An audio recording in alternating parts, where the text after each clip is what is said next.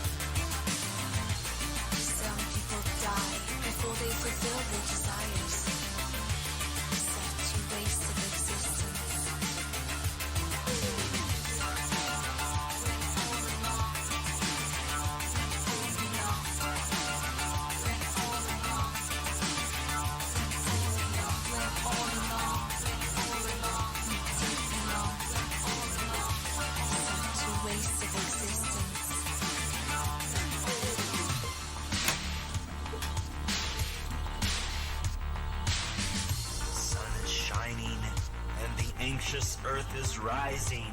Anxious Earth is rising.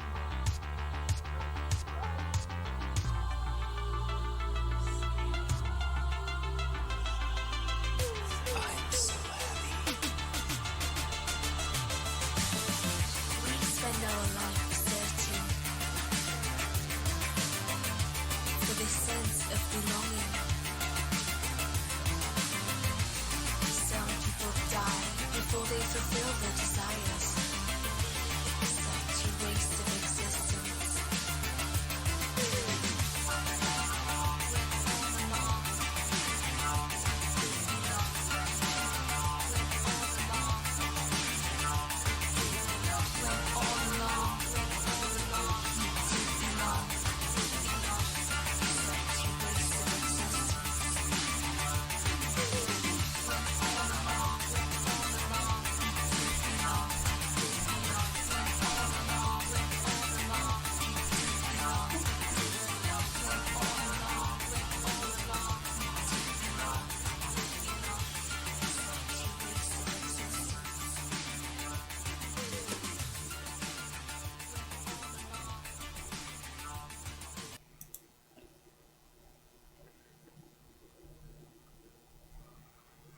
Hey, Double Tribble here. Welcome to the channel. This is the Double Tribble channel on Twitch.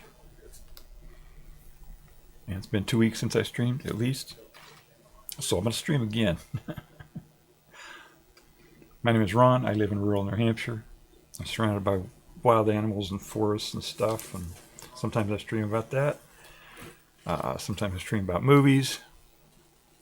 A lot of times I stream about science or, geeky stuff. And today, as the title says, I'm streaming about enrichment. So I'm going to try to, if you're watching this on a VOD somewhere, like on YouTube, something like that, this is a live stream, right? It's not edited down and all that, So it's a little bit lower bandwidth of information, but it's you just skip ahead to the part that you want. You know how that works, right? So I'm going to try to do this quickly, though. Actually, I'm going to try to get it a little bit more quickly than usual, so we'll get the information out there. I'm going to grab a thing of water here. Hang on just a second.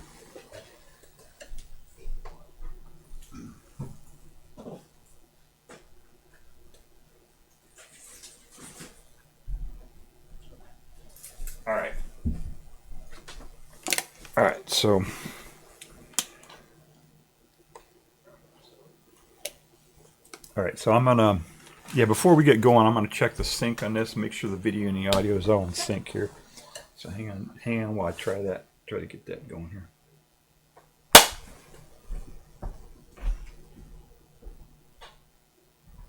Perfect. It's perfect for now.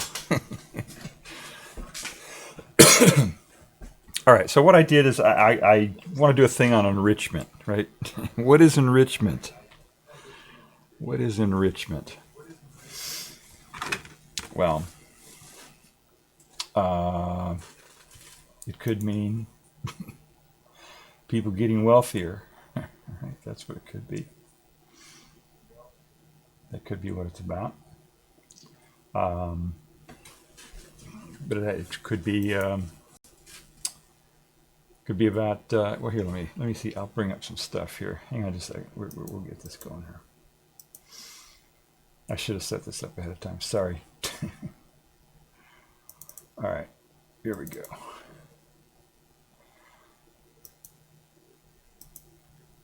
All right, so it's yeah, enrichment. We still don't know what we're going to talk about, right? You don't know which kind of enrichment I'm going to talk about, right? It's science, but that still could be, you know, something. It could be about science. It could be about enriching uranium. Could be about enrichment for animals in a zoo somewhere, because that's kind of a science thing, right? That's talking about, you know, enrichment. You know what I'm talking about, right? Animals. When animals, if they're people are treating them horribly and got them locked up and stuff like that, and the animals are feeling miserable, then they want the animals to feel better and alleviate their conscience a little bit, so they go and they do things to try to make the animals better. And I got a picture of that here. If I can bring that goddamn thing up here. That's not it. Holy Christ. All right, I think maybe I got to do a transition here.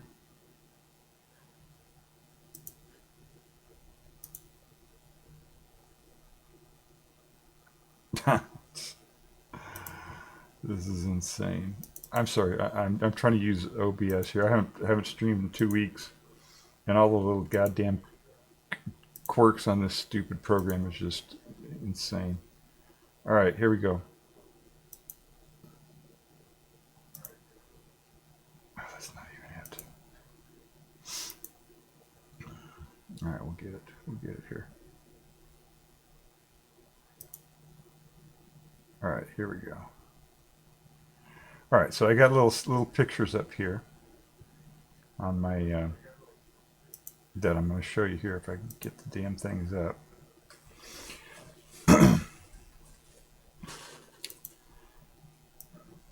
There we go.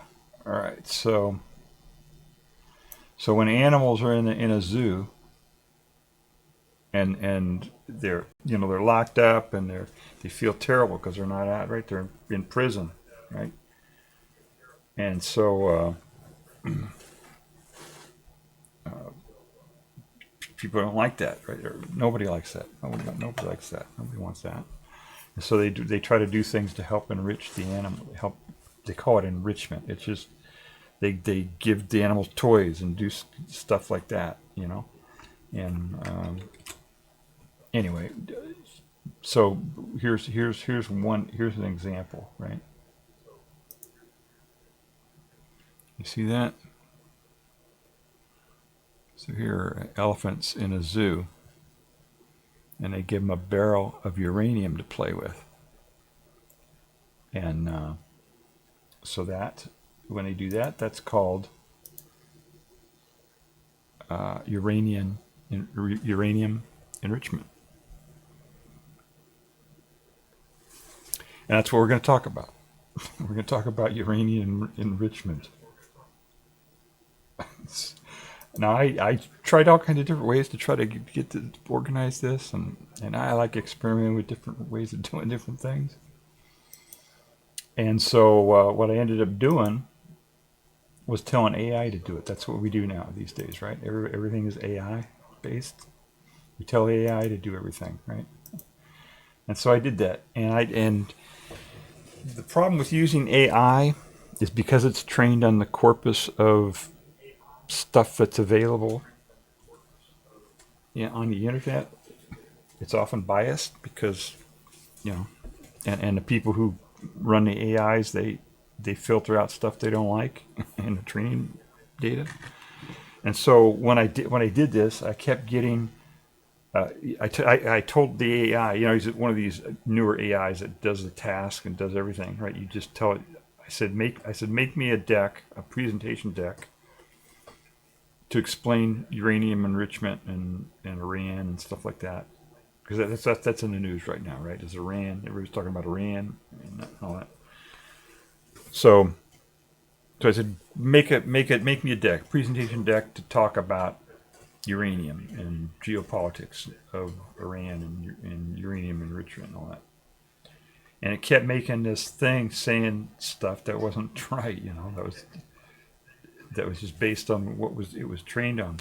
And so finally what I did is I said, okay, after trying to tweak the deck a little bit and telling it to change things, I finally said, okay, make me a deck about uranium enrichment from the perspective of Iran, from somebody from the Iranian government.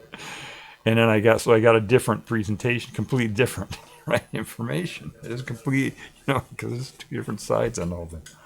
So the technical stuff is more or less the same, but it's a much different when you get into the geopolitics and stuff like that.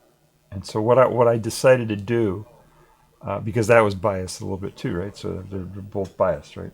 So I'll do the presentation, the stock presentation that I could, as close as I could get to what I wanted, fighting with the AI. I'll do that one. Then I'll present the one from the Iranian perspective, and then we'll talk about it. But the technical stuff should be the same, so that shouldn't be a problem. All right, so let me see if I can bring. Okay, here it is. Here's the deal. All right, so now if you're on YouTube somewhere watching this is where we start. This is where you want to fast forward to. So I'll leave this up here on the screen for a little bit so people who are on YouTube can see it. Let's see here. Oh, I got the elephants off to the side there. Hang on just a second. Let me get those elephants out of here. We don't want those elephants here. Let's shut those elephants off. There we go. Did that fix it? I think that fixed it. It'll take a few seconds for my machine to recognize it. There it goes. Okay. All right. And this is I didn't give this AI here when I told it to do this thing, when I told it to make the slide presentation, I didn't give it an outline. I didn't give it anything. I just said make me a presentation. And said, okay, all right, let me, and then it asked me questions. It said, are you, this is what you want. Here's an outline of what it's going to look like. Is that okay? And I said, yeah, go ahead. And it did everything. I mean, it made up the words, the pictures, the slides, everything. I didn't do anything. So I thought that was pretty cool. It's amazing now what AI can do. All right, so let's go on. So this is, it gave a title slide, right? And then it says here's what we're going to talk about. Roadmap. I wouldn't put that in my thing, but it did that, and that's what we're going to talk. We'll talk about the technical, and we'll talk about the geopolitics. Okay, so that's what that's about. Okay, what is uranium? Right? You got to know what it is first, right? It's radioactive. That means it decays. And uranium comes in different flavors, different isotopes. An isotope is how many inside the nucleus of an atom. There's this is kind of basic stuff, but I'll explain it anyway. Inside an atom, you get the electrons on the outside, and that's where all the chemical stuff happens. And then in the nucleus is nuclear, right? That's where the word nuclear comes from. It's the nucleus of an atom, and inside the nucleus, you got protons and neutrons. And those are composed of quarks and stuff. So, but it's protons and neutrons in the nucleus. And so when we're talking about elements, the thing that defines what an element is the number of protons in the nucleus. So hydrogen has just one, and helium has 2 protons, and then it goes through the whole, the periodic table, right? And then when you get up to the really, really heavy ones, oh hey, I got a chatter here. Welcome to chat, Cat Corraller. Welcome, hi, welcome to the stream. We're talking about enrichment. You figured out it's nuclear. We're talking about uranium enrichment. So welcome to the stream. If you have any channel questions, just put them in chat. It might take me a second to see them, but I'll be happy to answer any questions you have as we're going along here. So the bigger the number, the more protons and neutrons are in the nucleus, and the atomic number is the number of protons. So uranium has 92 protons in it, in the center of it. And that's what defines it as uranium. But it also has a whole bunch of neutrons in there. And when you add up the protons and the neutrons, then that'll tell you the isotope number.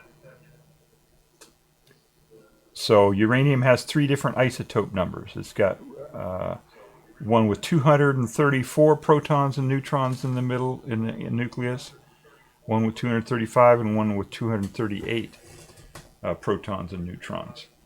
So that means like the 234, that would have 142, if I added that up right. 142 neutrons and 92 protons, if I did my math correctly there. So it's mostly neutrons in there, in these isotopes. It's got 92 protons, but mostly it's the neutrons inside, in the middle of it.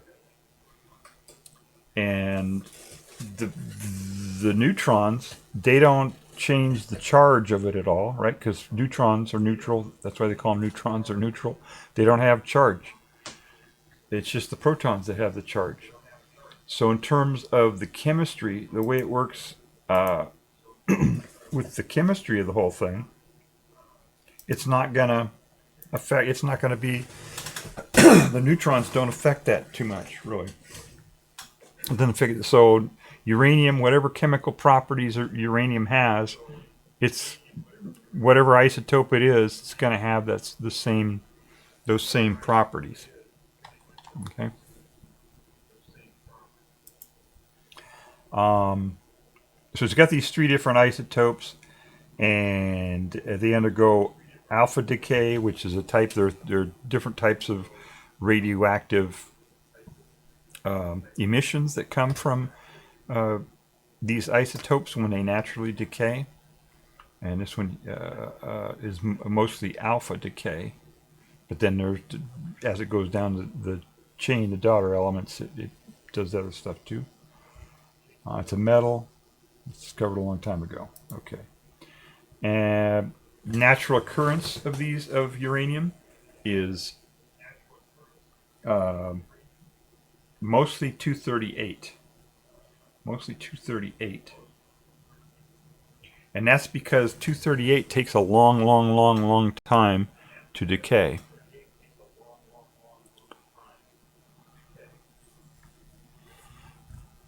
And in fact, it takes does it say here? It says it takes 4.47 billion years is the half-life of the thing.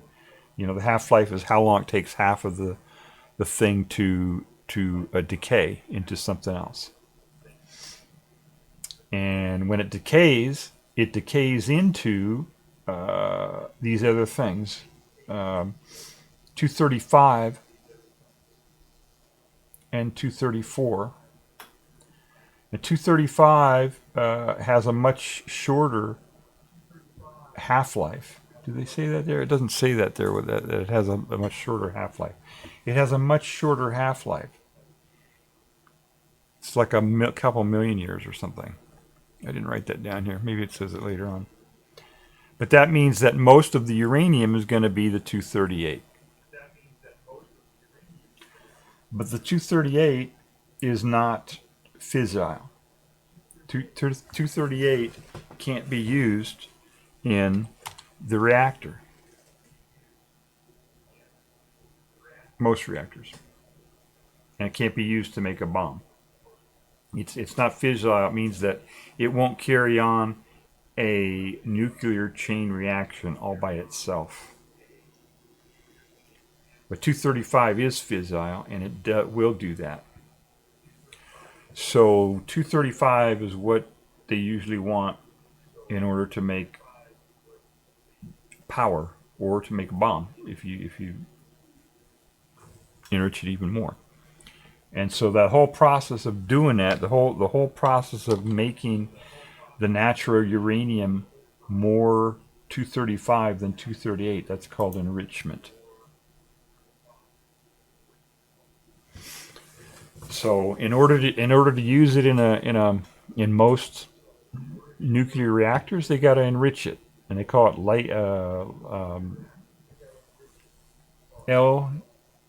LEU, lightly enriched uranium. That means it's enriched. It has 3 to 5% of U-235, the stuff that we want. It's still uranium. It's still the same uranium chemically. It's just the concentration of the 235 is higher after it goes through this enrichment process. And they're all different levels, and they have industry and safety standards that they kind of classify it into at these different enrichment levels. So 3 to 5%, they call that low enriched uranium. 5 to 20%, they call that high SA, low enriched uranium. It just means it's a little bit higher. And that up to 20%, that's used in research reactors and reactors that need to be smaller in size, like reactors that are on submarines and things like that. And then greater than 20% is called highly enriched uranium, and that's for mostly just research. There's some they're trying to look and see if they can do some other types of reactors that use that. It could be used as a neutron source for making medicines, or nuclear isotopes that are used in medicine, in health and stuff like that. So there are a lot of different things it can be used for. But the higher it gets, when it gets all the way up to 90%, then they call that weapons grade. If it's greater than or equal to 90%, then they call that weapons grade uranium. That's if it has 90% or more of uranium-235, then it's called weapons grade uranium. Now you can make a bomb out of 80%, 85%. In fact, the first ones that we did, the Fat Man, or not the Fat Man, the little boy, the one that was dropped on Nagasaki, was a. Oh wait, now was it Nagasaki or Hiroshima? I forget which one was which now. Which one they dropped on which city? But the first uranium based bomb that was ever dropped, ever set off, was like 80 to 85%. So it is possible to do a bomb like that, but it's it's hard to do, and it's inefficient, and But in terms of classification, if it's greater than or equal to 90%, then they call that weapons grade. Let's see, Cat Corraller on my chat here says, I used to be scared to do research like this as a cult child. I don't know what that is. It conflicted with the idea of God creating everything and all that. Yeah. Yeah, it's just higher technology, it's just more, we just learn more, we do more stuff, And we'll get into reactors later on a little bit, different types of reactors and stuff like that. So anyway, those are the classifications, right? There are also safety classifications, because when you're talking about uranium, in order to reach nuclear fission, to keep it going in a chain reaction, you need, you've heard the term critical mass. That's the actual amount, of uranium. So it's not just that you need a certain percentage of enrichment. You also need a certain quantity in a certain configuration. So that these neutrons that are emitted and cause the chain reaction are able to keep the chain reaction going. And so when they're talking about safety stuff, safety classifications is a little bit more complicated. And they include not just the enrichment level, but also the amount and stuff. Let me see if I have a picture of that. Since we're talking about that chain reaction stuff, let me bring up a picture of what that looks like.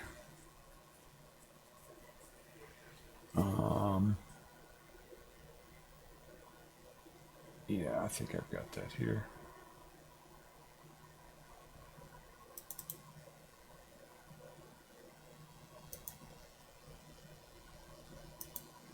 All right, let me show you a picture of that.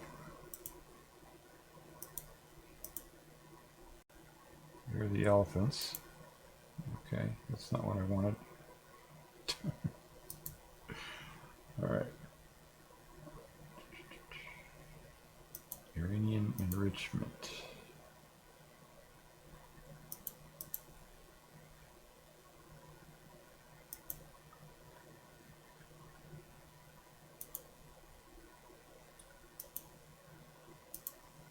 There we go. Did that show up?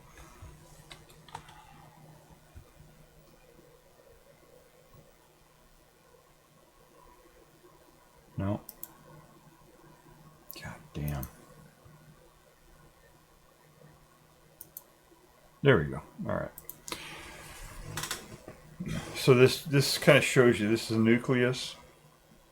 And by the way, the nucleus doesn't look like that. Okay. Protons aren't little balls. They're not little marbles or balls or anything. Protons and neutrons, that's not what they look like. But they represent it that way just because it's just easier. It's closer to looking like waves. It doesn't look like anything, right? Because it's too small to even see. It's not something you can see. All right.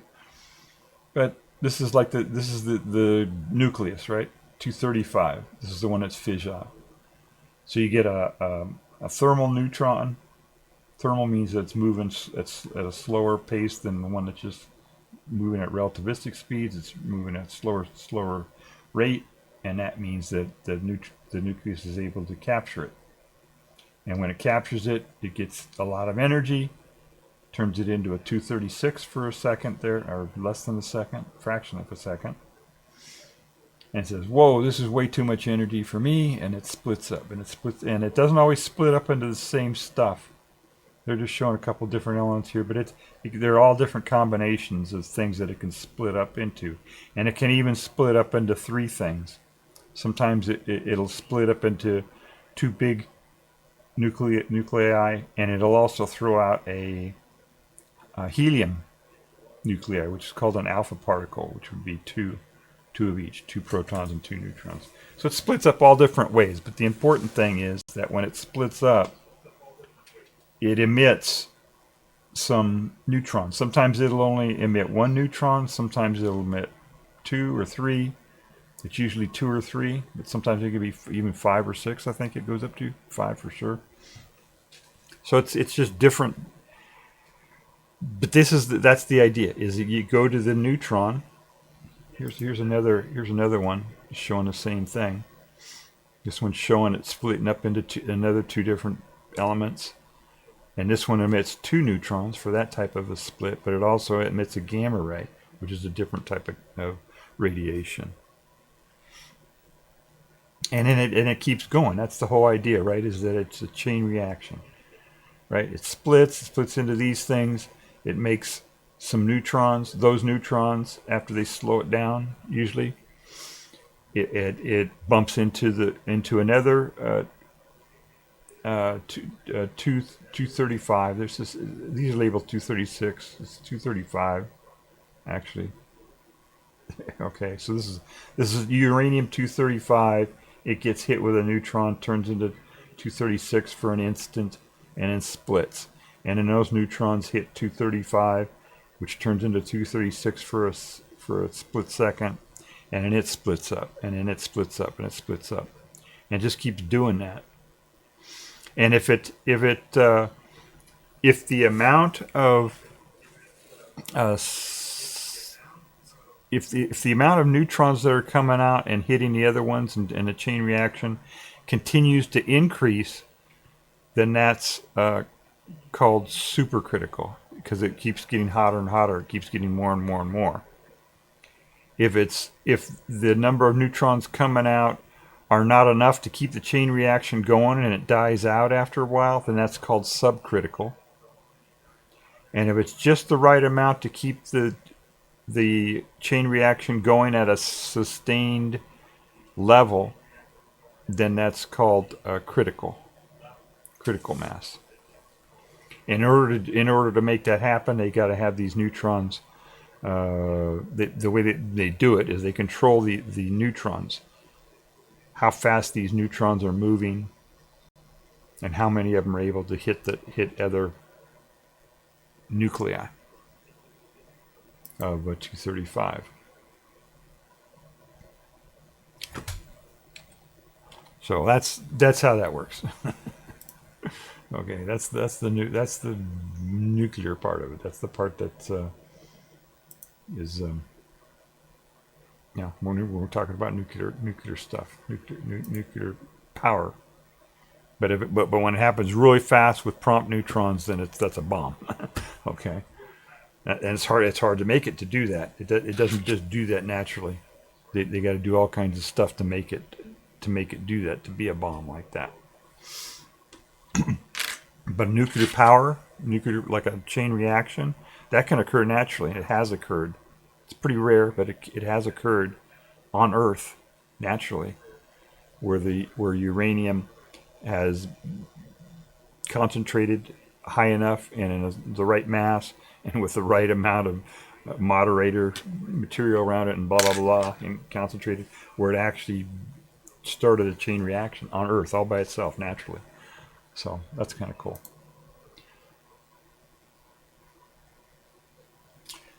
All right, so that are the different levels of enrichment. And then there's a fuel cycle. When you uranium is in everything, right? It's all over the place. It's a very pretty common thing. And so they mine it just like they mine anything else. They mine the uranium, and then they have to mill it, which means they take out all the other rocks that are mined along with it, and try to get it more uranium. And most of that is, often it's done chemically, where they put acids on this raw material that they mine to try to get rid of the stuff that they don't want and make it higher in concentration of uranium. And after they've done that, they call it yellow cake. You've probably heard that term before, yellow cake. That just means that it's the raw uranium that they've mined, and they've sorted it out to a certain degree so that it's mostly uranium. But the uranium, again, remember, going back to this part right here, most of the uranium, 99.2% or whatever, it varies, of course, is 238, which you don't want. That usually. You don't want that for doing chain reactions. Also, this is not the scale, by the way. The AI didn't get that to scale. It's just that right just less than 1%, is going to be a little sliver there, right? That's not going to be. All right. So after you get the uranium, the yellow cake they call it, then that has to be enriched to make the concentration of 235 high enough in that fuel that it'll work properly in most reactors, uranium 235 reactors, and they can get that chain reaction going. If the concentration isn't high enough, that type of chain reaction won't happen. So they have to get it up to that 3 or 5% or whatever the design of the reactor is, in order to make that chain reaction happen. And so that's what they call enrichment. And then after it's enriched, then they put it in little pellets. They call it fuel fabrication, they call it here. And then they run it in a reactor, and then they got leftover, right? Spent fuel after the fuel's already gone, used up. So the way they do the uranium. Remember, I said that the 235, whatever the isotope is, 235, 238, 233 is another one. Actually, it's not natural, but it's another isotope, and 234. These are chemically, they all act the same. So how do you? It's hard to sort out isotopes like that. You can't use a chemical reaction to sort out 235 from 238. You want the 235, remember? You want that a higher concentration of 235. So how do you do that? And they found different ways to do it. When they did the Manhattan Project, what did they use? They used gas diffusion, I think, for that one. Or did they use a calutron for that? There are a couple of different ways you can do it. Let me see if they've got that here. I have a slide for that. All right, yeah, gas diffusion. Gas diffusion is what they used for Manhattan Project, and that's just think of like the 235 is a little bit lighter than 238, right? Because it's got fewer neutrons in it, so it's just a tiny bit lighter than 238. But it's not that much, so it makes it very hard to separate out. So they used gas diffusion to do that.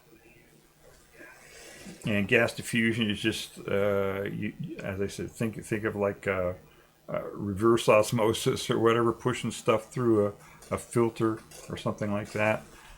They have these big tanks that they push the gas through. And another way to think about it is separating wheat and chaff. They take the wheat and take wheat seeds and crush them up, and they want to separate the wheat and chaff. They throw it up in the wind, and the lighter chaff will blow with the wind, and the seeds are heavier and they fall. That's kind of what they're trying to do here, and they have different techniques for doing it. So gaseous diffusion, that's what they tried first, but that took a lot of effort, took a lot of energy to do that. It was really hard. It took a long time to do it, and it was not efficient, and so they don't use that anymore. Centrifuge is what they use now. Gas centrifuge is how they enrich the uranium, how they make it, how they separate the wheat from the chaff, how they separate out the heavier 238 from the tiny little bit lighter 235. And they do that with a cylinder. And this is very similar to, like, have you seen, where they take test tubes and put them into this little thing that spins around. You get a blood sample, and they want to separate out the cells from the other muck or whatever, and they want it to separate it out. They could just set that on the shelf and wait 2 weeks, and it would separate out eventually, right? But they don't want to wait, so they put it in a centrifuge, spin it around, and that gives it a much higher virtual G-force on that fluid, so that the heavier stuff goes to the bottom and the lighter stuff goes to the top. Right? They use a centrifuge to create a high G-force to cause that to happen more quickly. And so that's what they do with this gas centrifuge with the uranium. Now, in order for that to work, the stuff has got to be a fluid, right? You can't stick a rock in there, right, and spin it. It's not, because it's all the elements are locked in a crystalline, like a solid crystal structure, right? They're not going to separate out. It has to be a fluid. It has to be either a liquid or a gas, so that those things can move around and the heavier stuff can migrate down right to the bottom and the lighter stuff to the top. So uranium is solid, though, right? Uranium is a solid, and in order to make it into a liquid or a gas, it's got to be really hot. You got to get it really hot. It's a metal, after all, right? And it's not mercury. It's a metal that has to get, over 1,000, 1,600, I think, degrees C, I think, is the melting point or sublimation point of uranium.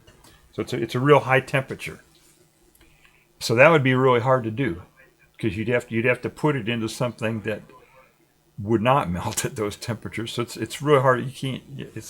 So what they do is they turn it into, chemically, they turn the uranium into another substance that has a much lower melting point. And the thing that they use is called uranium hexafluoride. They take fluorine and they mix it. They do a chemical reaction with the uranium. And remember, the 238, 235, it's all going to react chemically the same. So, but they turn it into this uranium hexafluoride. UF6. Hex is 6. F is fluoride. And that stuff, once they make the uranium hexafluoride, that chemical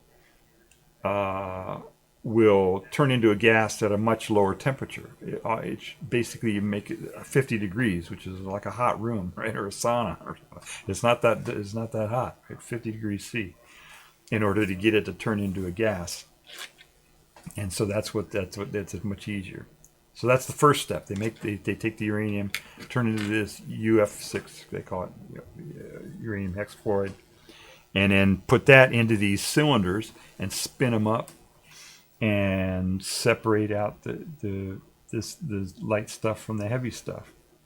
Now this slide here, let's see, my AI came up with this slide here, just showing the different generations of centrifuge. Started out with a certain technology, and then they made it better and better over time, and now they've got these really advanced ones that are much more efficient, at doing it, at separating it out. And there's another way to do it, another one that they're trying to develop, called laser enrichment, which is where they shoot a laser at the uranium and modulate it or something, and that's supposed to separate it out somewhere. And there are actually different ways of doing that. But they're still working on it. They're just trying to get the bugs out of that.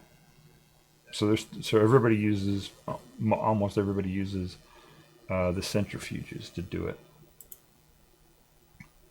Other methods, historical. So there was this. There it is, calutron.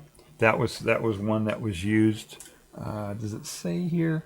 I got to zoom in here a little bit here. Hang on a second. Manhattan Project. Okay, for isotope separation. Impractical at scale due to extremely low throughput and high energy consumption. Okay. So that may have been, maybe when they were doing experiments or something, they used that, but they didn't actually use that to produce the enriched uranium for the bombs eventually. And they've got some other ways that they can do it.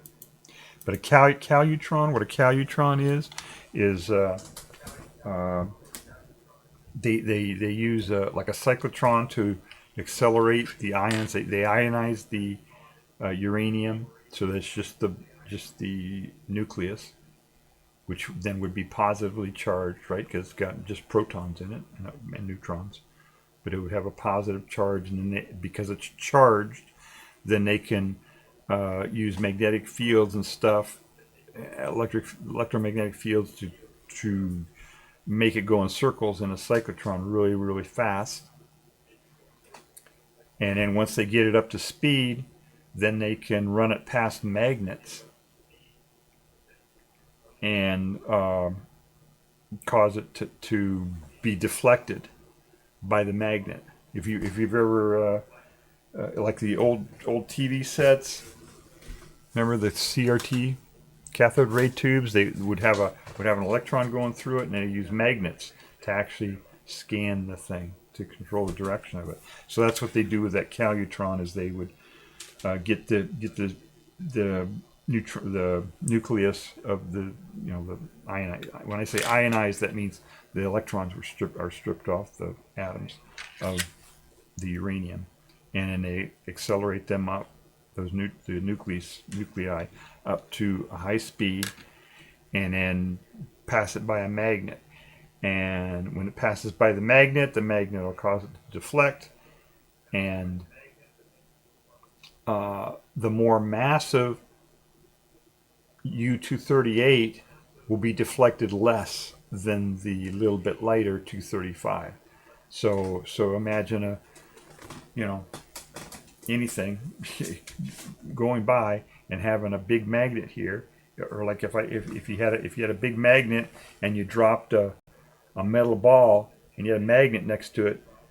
If the metal ball was smaller, it would deflect a lot from the magnet, right? If it was really heavy,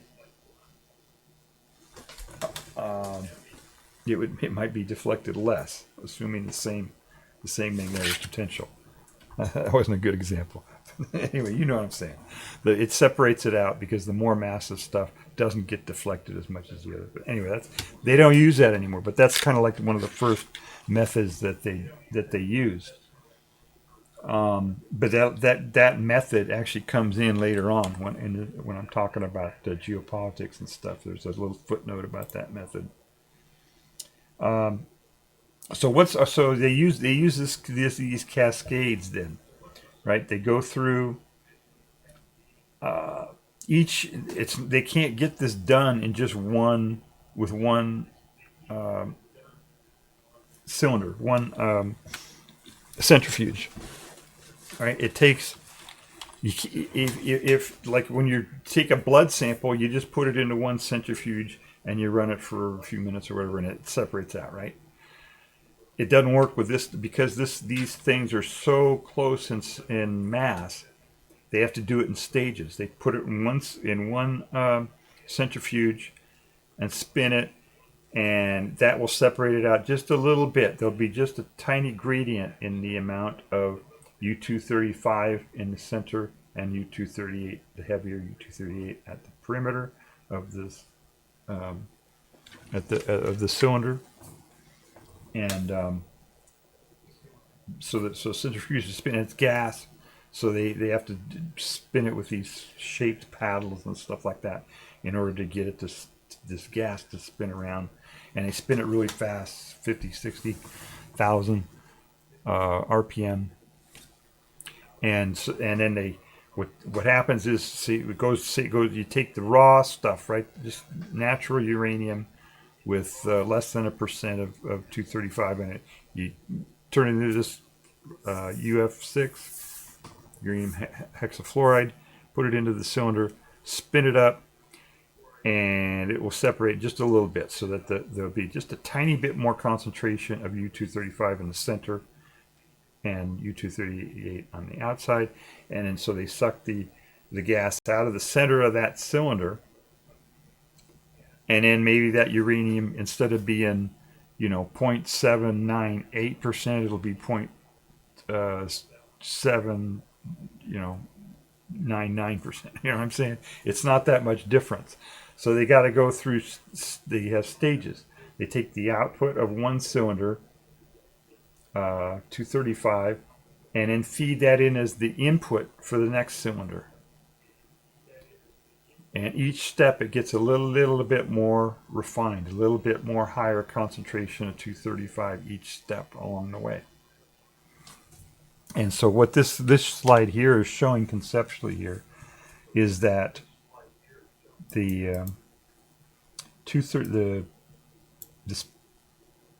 stages, you feed it in here, and the 235, the stuff you want,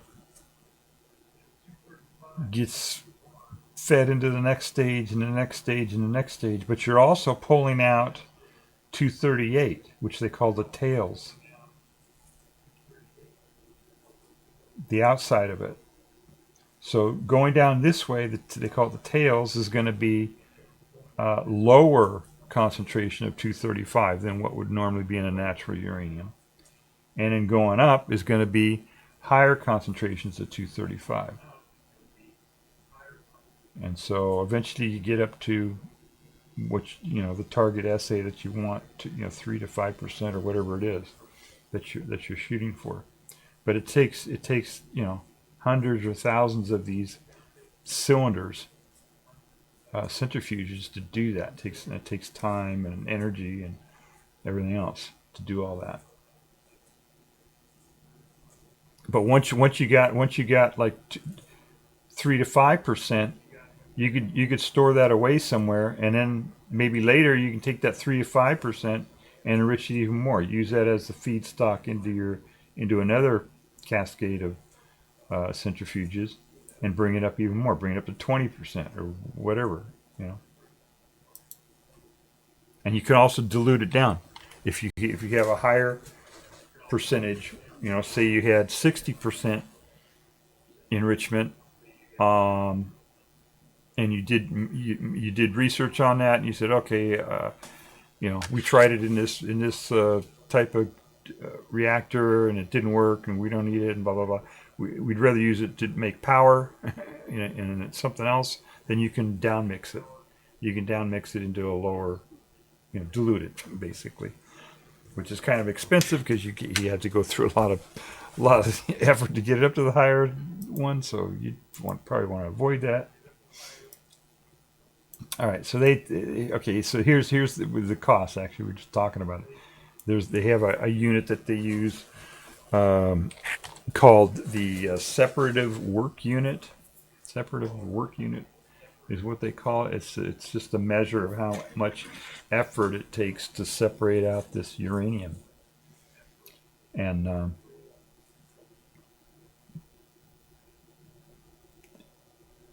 says typical requirements. They got numbers in here. I don't know if these numbers, I didn't double check this. This is all from Mr. AI, so I don't know how well Mr. AI did this. If he checked this out right or not. So don't build your nuclear reactor based on this.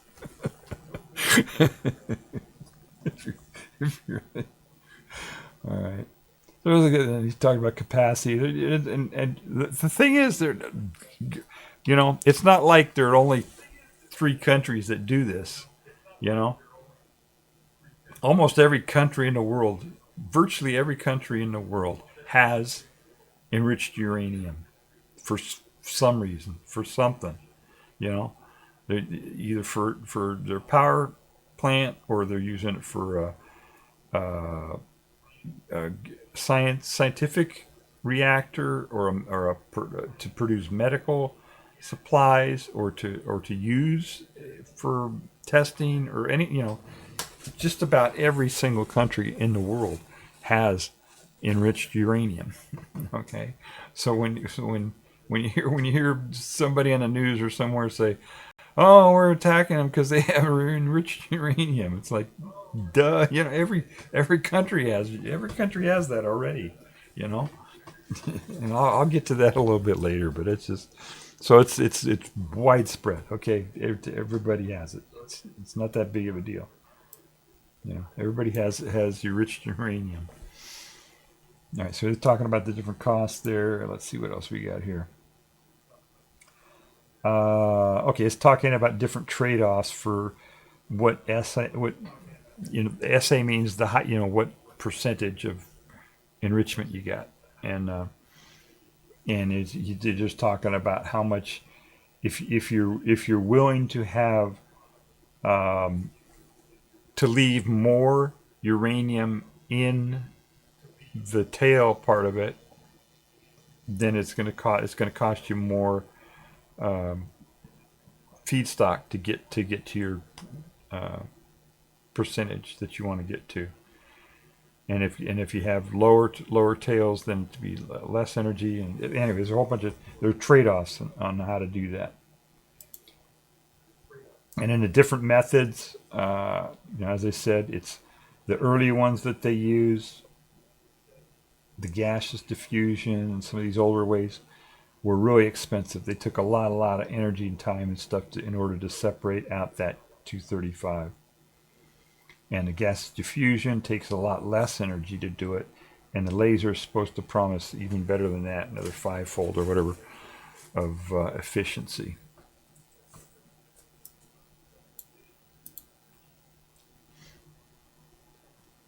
Okay, here they're talking about different enrichment facilities. Now I said that a lot of people have enriched uranium. That's not to say that they're all enriching uranium. There aren't as many, right? Not every country enriches uranium, even though almost every country has enriched uranium. They buy it from other ones that make it. So it turns out that Russia's the one that makes most of it. Russia's the one that does most enrichment, or U.S. and Russia, I guess. And in Europe, it's oddly the Netherlands apparently are doing most of the enrichment over there. And of course, France, right? They're one of the big five that have the bomb and were early in making nuclear energy. And China, of course, and then there's some other smaller ones, and then Iran, right? That's what everybody's talking about. Oh, what about Iran? So Iran doesn't make not even tiny bit compared to the rest of these facilities. And you'll hear this them talking about this, saying, oh, Iran has 60% uranium, and you hear this figure of 400 some odd kilograms of 60% uranium. I could not find, I looked all over the place, and I could not find a source for that. Something, a reliable source that says Iran has this amount of 60% uranium because we found it here and tested it in this method, blah, blah. I couldn't find anything that said that. The only thing that I could find that said that had 400 plus kilograms of 60% uranium was a vote. the IAEA took a vote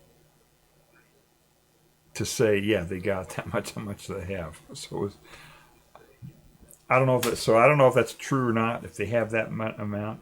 We do know that they have at least 35 kilograms, or they did have 35 kilograms a few years ago, because they admitted it, and they said they accidentally, quote unquote, enriched to 60%. And I think at that time it was just they were,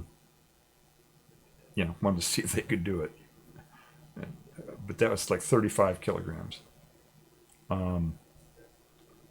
But there is no that I could find, and I read the reports, I read the footnotes on the reports. I mean, I went everywhere to find it.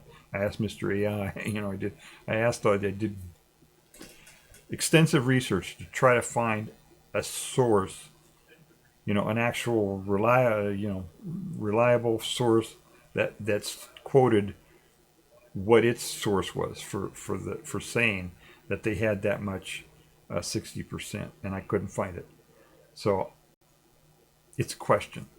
It's a question whether they have that much 60% uranium or not. We know they probably have 35 kilograms at least. but we don't know for sure. We know that the politicians at IAEA, the people who are on the board or whatever IAEA, are saying that they got that much, but they're not saying why they say that. Just saying. So that's that.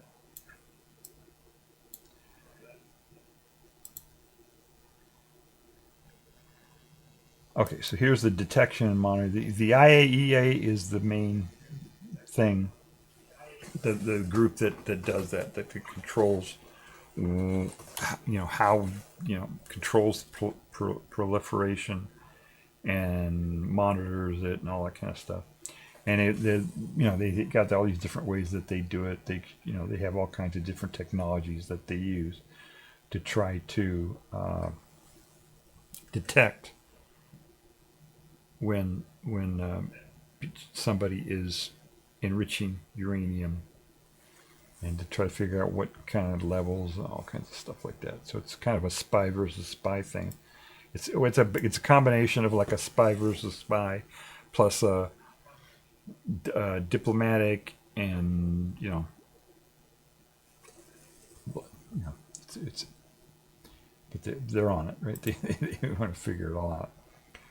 And of course, right, we've been talking about power, using 235 for power, but if you get it up to a certain level of enrichment, 90%, then that's weapons grade, and it can be used in a bomb. So it's a dual use, and that's why they concentrate on it. So they long time ago, they, after the Manhattan Project and after Russia and a few other countries got nukes, then the 5 countries that had it at that time, which would be the U.S., Russia, France, UK, and China. Those were the 5 who were the first ones to build bombs. They said, hey, if everybody gets a bomb, that's not good. The more people who have the bomb, the more likely it is that somebody's going to use it, or there'll be an accident or whatever, and we don't want that. So, and plus those 5 wanted to keep their monopoly or their oligopoly on that, the ability to build a bomb. They didn't want everybody to have it because that was big advantage to them. So they said they created this thing called the Non-Proliferation Treaty, which is the full name is Treaty on the Non-Proliferation of Nuclear Weapons. And they did that in the late 60s. They came up with that. And it was very popular. A lot of countries signed on to it because it had this thing over here, peaceful use part of it. Can you read this? Yeah, you can read this, can't you? I'm gonna zoom in here real quick, see if they can read that. Yeah, you can read that. Yeah, I think most people, if you're watching this on your phone, you can't read it. But so there are 3 pillars to this treaty, and almost every country signed on. There were only a handful of countries who did not sign on to this treaty, this nuclear non-proliferation treaty. And there are 3 parts of it. One is the non-proliferation part of it, of course. They don't want the people who have it agreed not to give it to other people, and they also wanted to monitor, make sure that other countries were not trying to get nukes. So then the non-proliferation part of it was a big part of it. 191 countries signed on to it. And then they wanted to try to disarm, because at this time, this was the late 60s. This was less than a decade after the Cuban Missile Crisis. And, drop and cover. I don't know if you're old enough, you remember that. I remember that. It was, people were a lot of anxiety. People thought the world was going to come to the end. Literally, that we're going to have nuclear war. They're going to fire off all these nukes, and that was it. We'd kill off the humans. You know, it was that's the point they were at, and so it was a big deal. And you I don't know if you probably heard about that. I'm sure. I don't know if you're young. I don't know what they're teaching people in school anymore, but it was a big deal. You know, drop and cover. They had drills in schools where they would have kids hide under their desks like they're going to hide from a nuclear blast. I don't know. And it was the subject of a lot of movies. There were movies about, you know, what would happen if there were nuclear war. I remember Planet of the Apes. Remember they talked about that. That was in there. So it was a big deal. And so at that time, yeah, and in the early 60s, and what was it, 61, 62, was the Cuban Missile Crisis, where, this is something we should talk about, Cuban Missile Crisis. The Russians, the Soviet Union, wanted to put missiles in Cuba, nuclear missiles in Cuba, so that they could just lob them onto the U.S. just a couple hundred miles away. And Kennedy, who was the president at that time, said, no way, you know, we're not going to do that. And so he did a blockade, and he blocked the Soviet Union from bringing their missiles to Cuba. And it was a very tense time because everybody thought, what's going to happen? Who's going to blink? That was the thing. Who's going to blink? You know, is the Soviet Union going to push it and try to put their ships into Cuba anyway, and possibly trigger military action by the U.S. and possibly lead to a nuclear war, right? Or were they going to back down? And what happened was they backed down. They quote unquote they blinked, right? But it was a very tense time, and people were very, very afraid that there was going to be a nuclear war because of that, and a big nuclear war that would wipe out humanity virtually, or civilization for sure. So it was a big deal. And we lately, you probably heard in the news that there was a blockade. Maybe you haven't heard because they kind of censored it a little bit. But the asshole did a blockade of Cuba to keep oil out this time. Not missiles, not nukes, just oil. He didn't want oil going to Cuba. So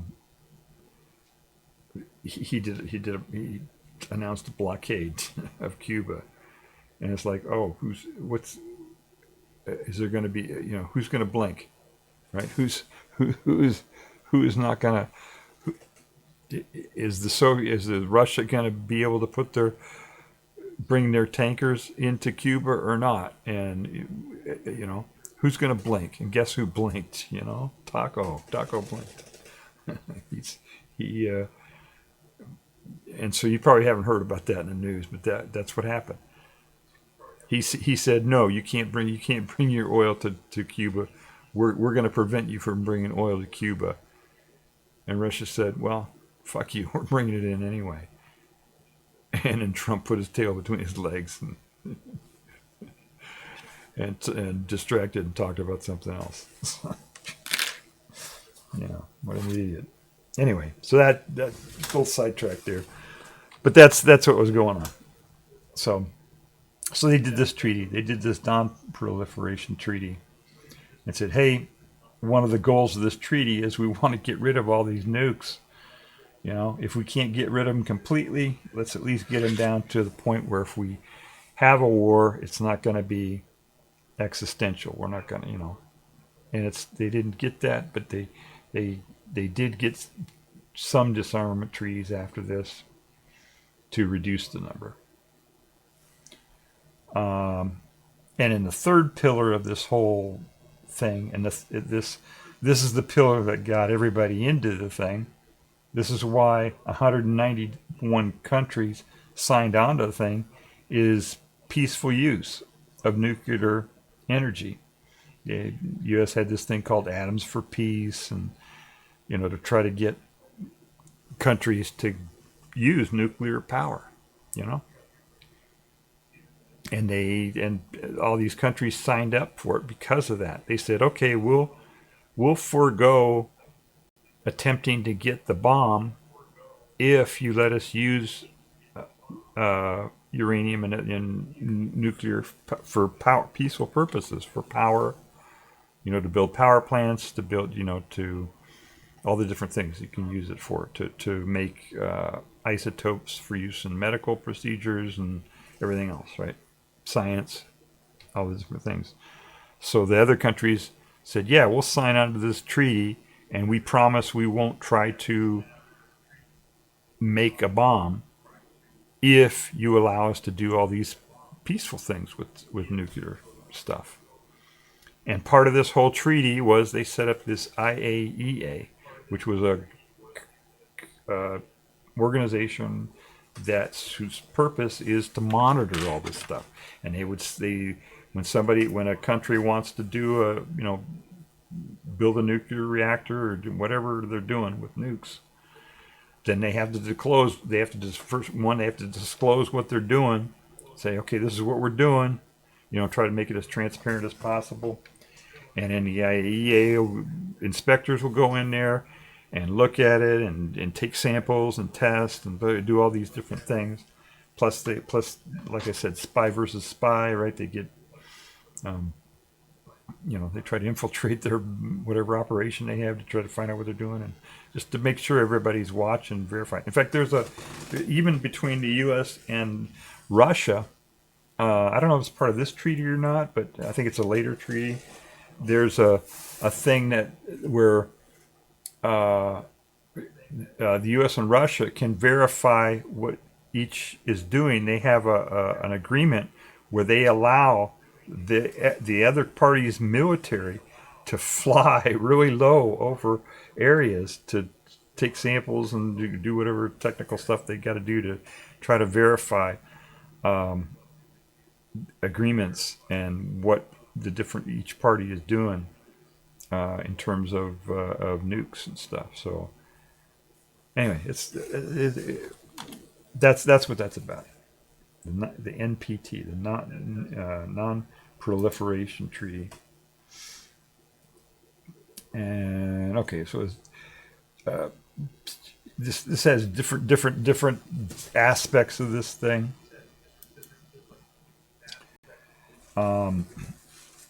There's the overall safeguards, the overall stuff, some of which I just talked about. We're at a minimum, all the parties got to disclose what they're doing, and they have to allow routine inspections and stuff like this. Okay, and they agree. The main agreement again is that they don't try to pursue a bomb. That's the main thing. There is no actual limit on what the enrichment level that they can do, which is kind of odd. I was surprised to find that out. They don't have a hard limit as to how much enrichment they can do to uranium, because there are research and other reasons that you might want to have a higher enriched uranium. But at weapons grade, like 90+%, it's kind of hard to justify that, except as for building a bomb, right? So that's kind of like evidence right there. If somebody is enriching to 90% enrichment level of uranium, then they're going for a bomb.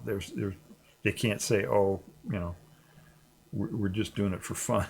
We're just doing it for research or whatever. So they don't let them do that. But there is no hard and fast limit is the main thing.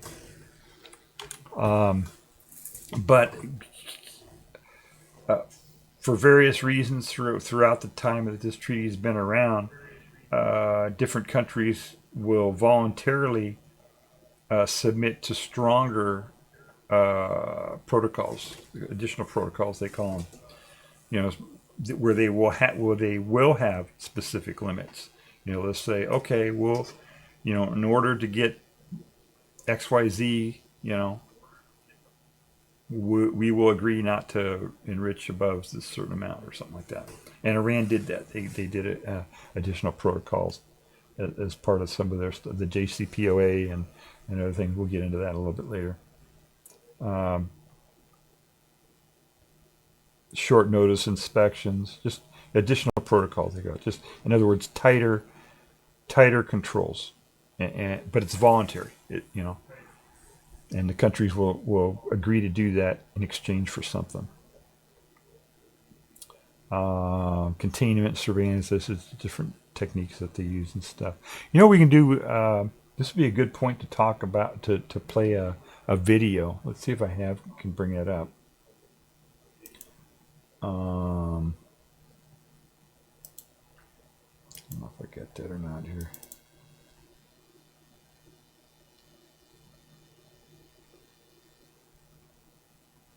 Yeah, here we go. All right, so I got to figure out how to get this.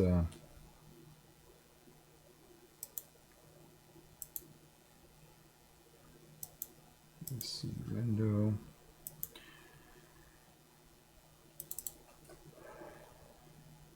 There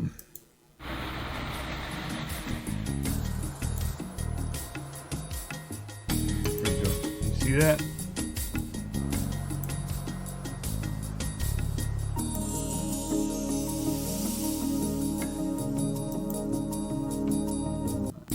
At the beginning here.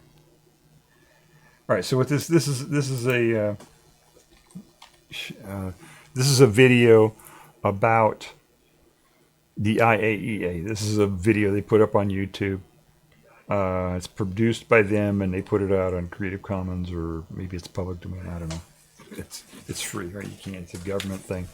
So this is just a little video about them talking about how they do their inspections and stuff like that. So this would be interesting to watch here.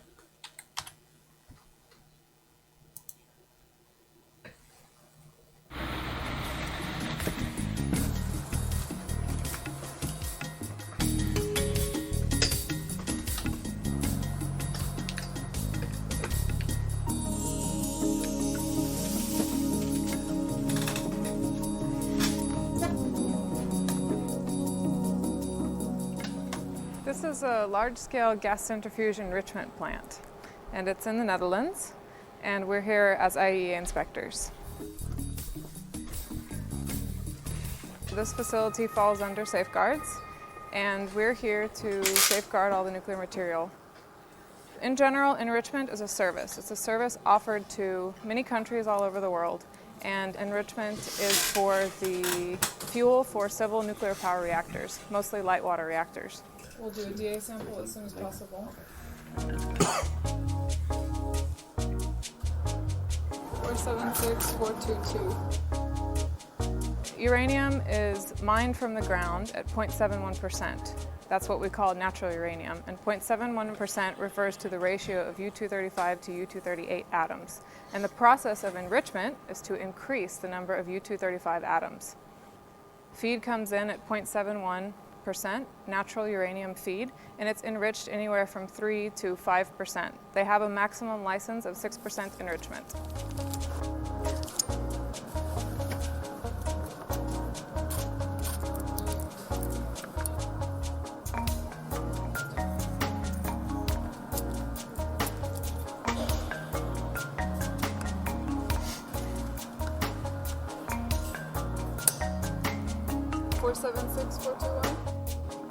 The major proliferation risk at gas centrifuge enrichment plants is the fact that they could enrich to weapons-grade uranium, which would be sufficient for producing a nuclear weapon.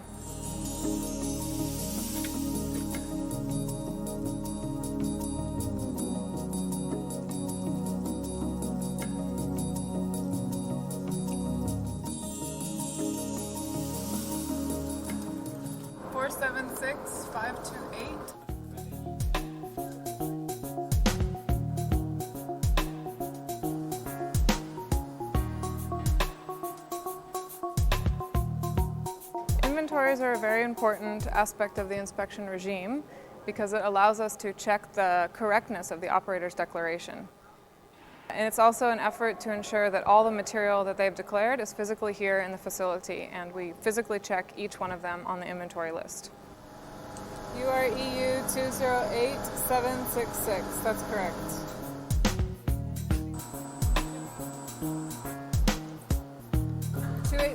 .7.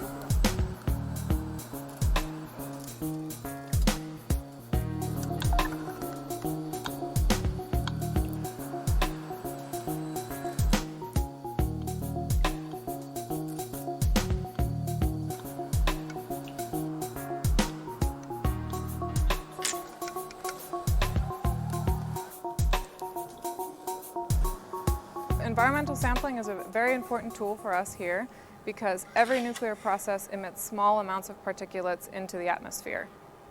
The goal is to trap those particulates, so we do swiping in cascade halls, on feed stations, and in general storage areas that you see here.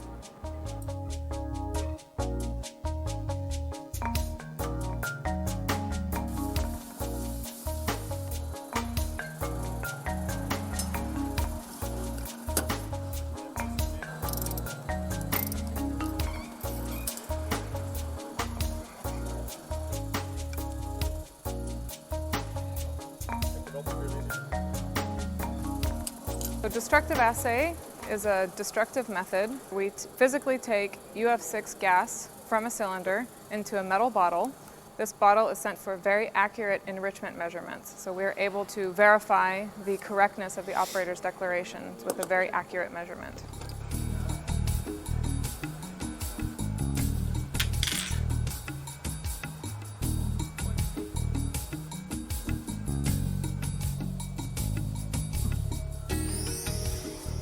The IAEA inspectors play a crucial role because we directly contribute to verification activities. And through this, we can provide credible assurances that states are honoring their international obligations to use nuclear material for only peaceful purposes.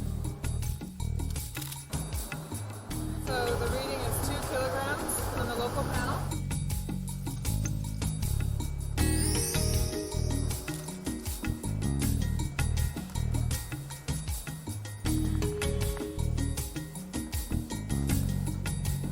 Four, 7, 6, 5, 2, 8.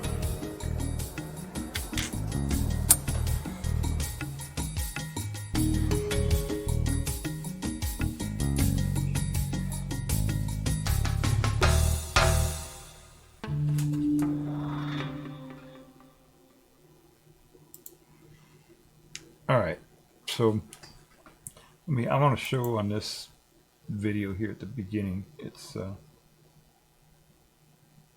where it says that it's released on. Maybe I didn't. Yeah, Creative Commons. So they released that on Creative Commons, so we're good.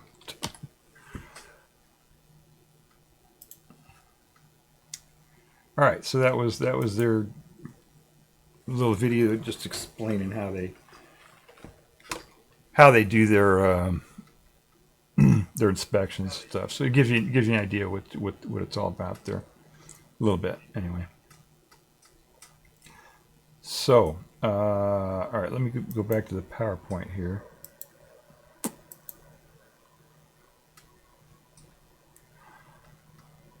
And I think this will make a little bit more sense now that we look at that.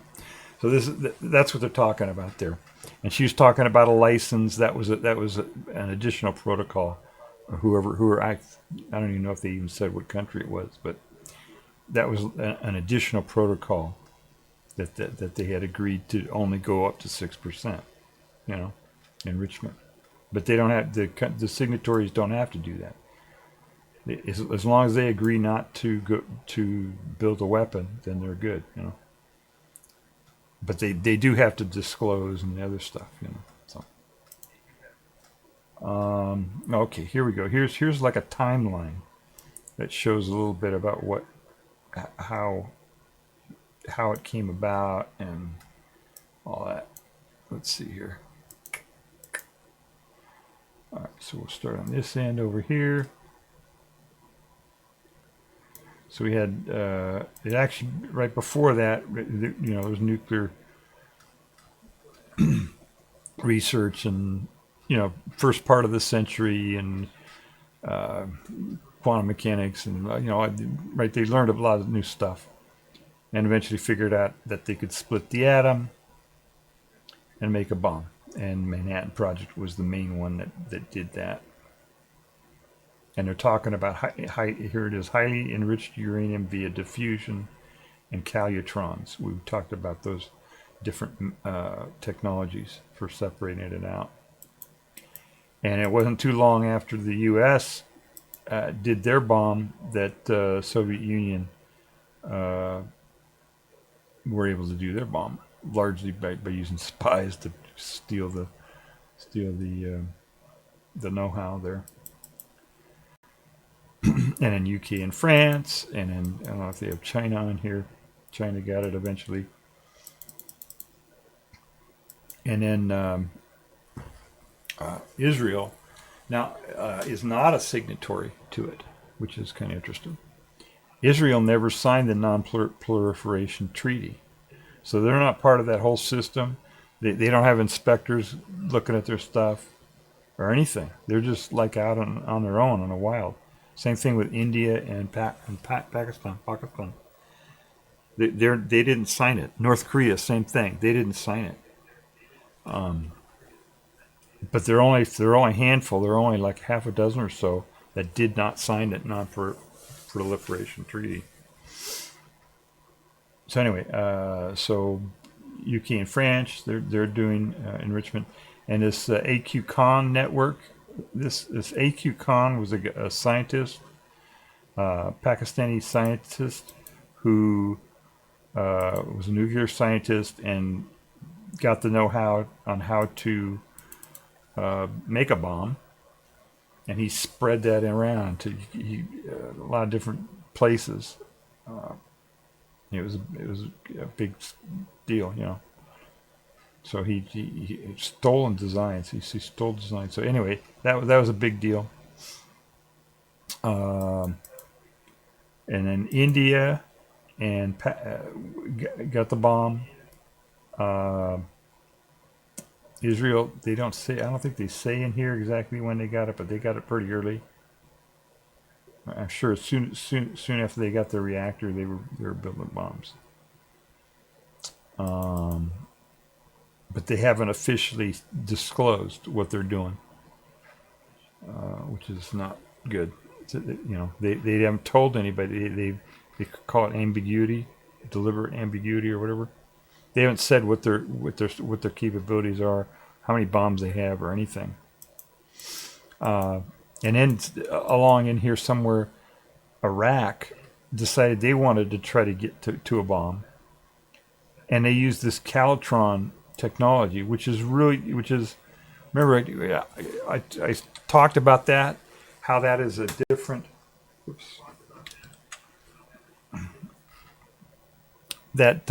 That technology, calotron technology, that is a really bizarre thing that they did, because everybody else was using these the big cascades of cylinders, to try to separate it out, because that was the most efficient way to use it.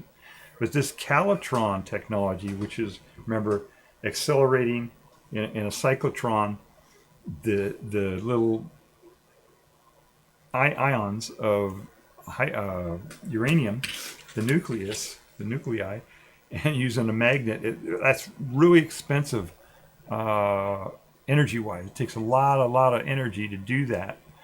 But the thing that it did was they could do that development without drawing a lot of attention to it. Right? They didn't have to have these special metals and cylinders and all this kind of stuff to try to get this these cylinders of enrichment, cascades of stuff. They could do it with this calotron method and do it secretly, and so that's what they did. But they got caught anyway. And in Libya tried to do a program, but they got shut down. They didn't get anywhere.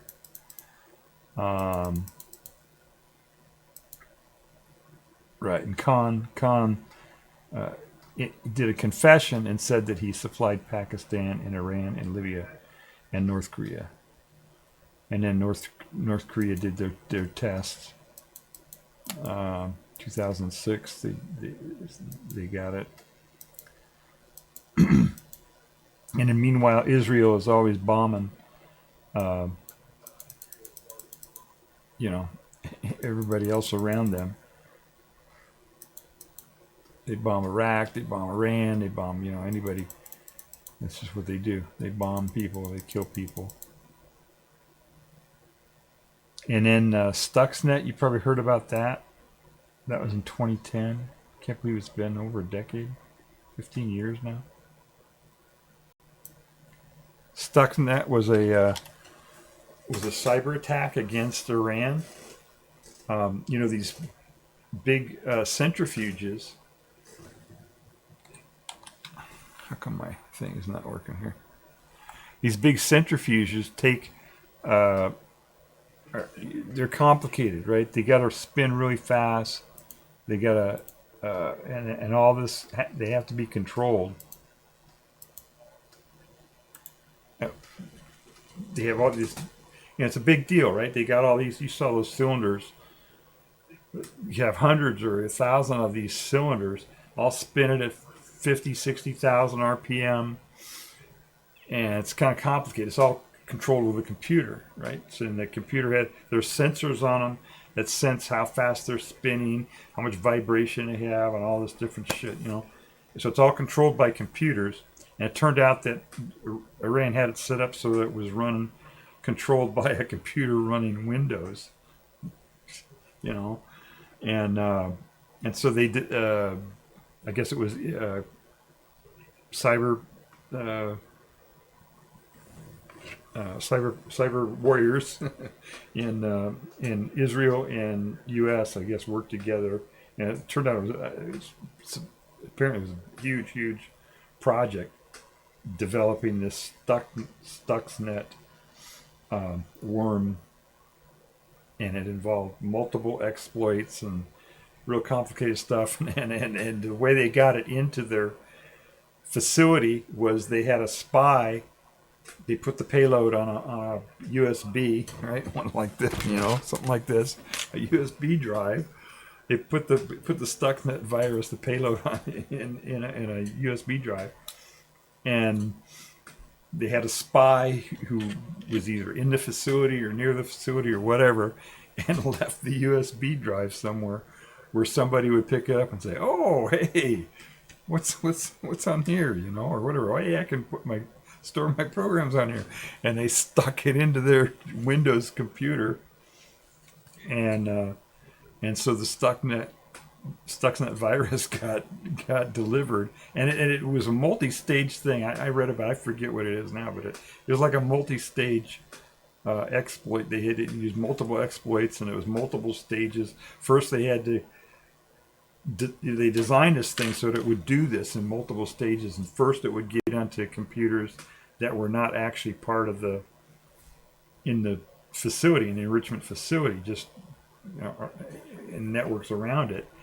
and then it would spread and spread and spread, and eventually it got into onto the system that was actually controlling the centrifuges. And apparently what it did, there was a specific program that they knew that they were running to control the centrifuges. I can't remember which company it was, Siemens, or I forget which company it was that had this program that controlled these centrifuges. And part of the deal is it had to sense. They had sensors on the centrifuges to tell how fast they were going, how much if they were vibrating, and all this different stuff. And apparently this Stuxnet thing disabled the sensors so that the program wouldn't know that there was something going wrong, and it sped up the centrifuges really fast, so that they just completely flew apart and broke. So they messed up, hundreds or thousands of these centrifuges got wiped out with this computer program that they just stuck on a UPS drive, USB drive. So that's kind of, anyway, it's a little side story there, or how they, it's not all dropping bombs, they have different ways of getting into it. And we like assassinating people. Iran, Israel is big on assassinating nuclear scientists. All these scientists here in Iran got assassinated. Let's see. And anyway, so throughout this time, what was going on was, to give you a timeline on Iran. I don't know, should I go all the way back to the Shah? Anyway, the U.S. was supporting the bad guy, as usual, right? In Iran, a dictator. And the people rose up, had a revolution, said, fuck you, we don't want a dictator. And they kicked out the dictator. And they kicked out the U.S. And in the process, they took some hostages.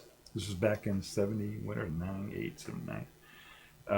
They took hostages, and there was the Iranian hostage crisis that you may have heard of, and that went on for a few years during the Carter administration. And eventually they came to a deal, and the hostages were released. But, the people who came into power were not the people that the U.S. wanted in there. They were, because they were Democrats, right? They wanted a democratic. They wanted the people more than the dictator, and the U.S. doesn't like that because they want to be able. It's easier to bribe a dictator than it is to try to buy a bunch of media and convince people to do something in a country to do something, right? So that's why the U.S. supports dictators all the time. So anyway, so they had a big revolution, and it was good that they had a revolution that gave more power to the people. Problem was, it was based on this backward religion that is terrible to women and it has all kinds of issues with it. So bottom line was, at that point then, they were quote unquote an enemy, right? Or they were not good guys for the U.S. And so that kind of was our foreign policy for a long time. But as they went along, there was a question when that revolution happened of whether or not they were still part of this non-proliferation treaty. Iran got into the non-proliferation treaty a decade before the revolution. So there was a question about whether, that was under the Shah. So there was a question, is Iran still part of the deal or not? And they initially, the folks that took over, well, first, the first decade, it was just a mess, right? They couldn't do anything. But then, later on in the 80s and 90s or whatever, they said, hey, we want a bomb too, So they started trying to get a bomb. Iran did. And I don't know if they said, hey, we're not part of the treaty anymore or what. I think that was just unclear. But they were trying to get a bomb. And Israel and everybody else was trying to stop them. And eventually they the end of the 20th century, sort of the 21st century, they said, yeah, okay, we're part of the NTP, and yeah, we'll allow inspectors. We won't try to get the bomb. So for a while there, they were trying to get the bomb, but by the 21st century, they were pretty much not trying to get the bomb anymore. But they still had, stuff in the country. They had equipment, they had whatever, plans, things around that were still about the bomb, and they had to kind of go through, and it took a decade or so to get all that stuff, to find it and get rid of it and make sure they didn't have it and all that kind of stuff. But anyway, so in the meantime, so it was like 2003, I think, is when they did that, and then at some point, one of the Ayatollahs, the head, the first, was it Ali? I think it was Ali Khamenei, said, put out a fatwa. They call it, there's something called a fatwa, which is like a formal religious declaration. And he put out a fatwa that said that nuclear bombs are against Iran and they're evil and we're not going to do it. And you know, in the U.S., if a religious person says that, it's not a big deal. You know, it's like, okay, it's bullshit, right? But in Iran, it's a theocracy. Their whole deal is the religion. So when he put out this fatwa, it was a big deal. Of saying that they weren't going to go after the bomb. They didn't want to go after the bomb, and bombs were evil. It was a big deal when he put that out, and it was an indication and it kind of a signal to everybody in the country and to the world that they weren't going to do that. They weren't going to go after the bomb anymore, and they didn't. And they did everything they could to try not to do that, to get back right on into the system, into the NTP, the Non-Proliferation Treaty, and they started allowing inspections of their stuff and everything else. But it was difficult for them, right? They had this revolution, and most other countries are hostile to them, and it was difficult for them to agree to all this transparency and right. And they eventually didn't get into a democracy. They ended up in this theocracy.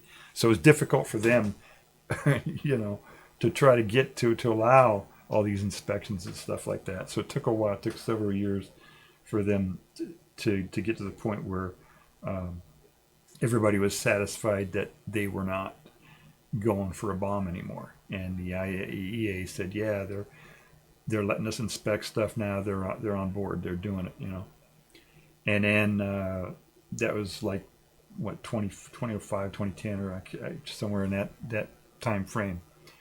And then they negotiated this thing called the JCPOA, joint, I don't know, I forget what that stands for. It's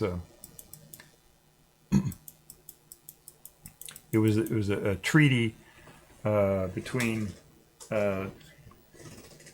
Europe and the U.S. and the other countries and Iran, where Iran agreed to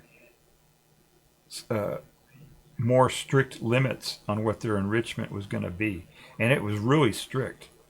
I mean, it was. You remember I was talking about that additional protocols, and it was really strict. I mean, it was like they could only have a couple hundred kilograms of was it 3 to 5% enriched uranium, and they had it was just, and had really strict inspections and everything else. It was a very, very strict thing, and the reason they did that is because going way back to when they took the hostages. When that happened, of course, the U.S. said, "Whoa, we're going to put sanctions on Iran," and they grabbed all their assets that they could.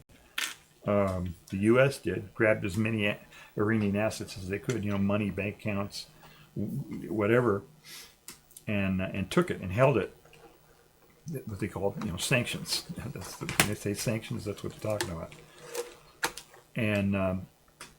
And so that was an incentive for Iran at that point to agree to all this stuff, was that they would get their money back, right? They would get their stuff back, all this stuff the U.S. took from them. They'd give it back to them. And there was this whole schedule. I didn't read all the details of it, but there were a whole bunch of stuff. And there was this whole schedule of things that they had to do. And over time, then the U.S. would release certain amount and blah blah blah, right?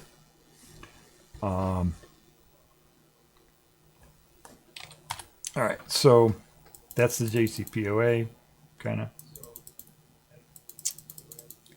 But so that was a good deal, right? They were all set. They wanted, of course, they were enriching for power. They wanted nuclear power because they want to get off. Right? They want to get off of oil just like everybody else and get nuclear power.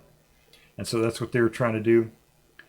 And Obama helped, was part of the getting that done, getting that whole agreement signed.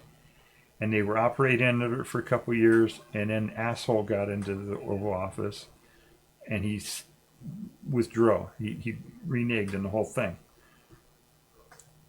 Instead of giving them their money back, giving them their stuff back, he said, "No, we're not going to do it," and killed the whole deal.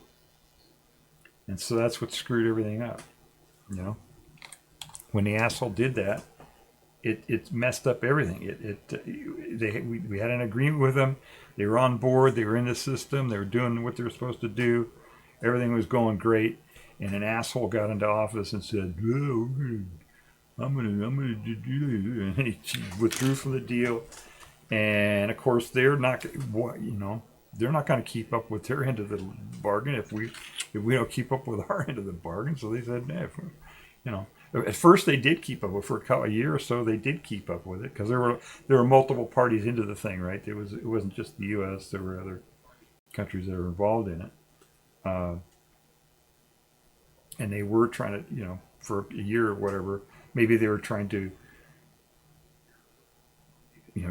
salvage the deal, or I don't know what was going on. But for a year or so, they were still sticking with their end of the bargain.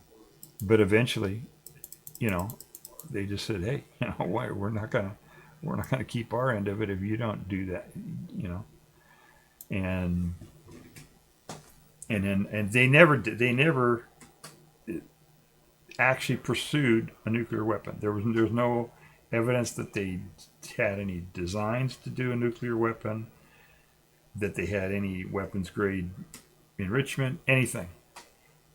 But they did enrich more. They went beyond these very, very strict limits that they had under the JCPOA. They went beyond that. They did higher amounts or quantity of enriched uranium and at higher levels. And the reason why everybody gets excited when they get higher and higher levels, of course, is that they could use that as feedstock to put into those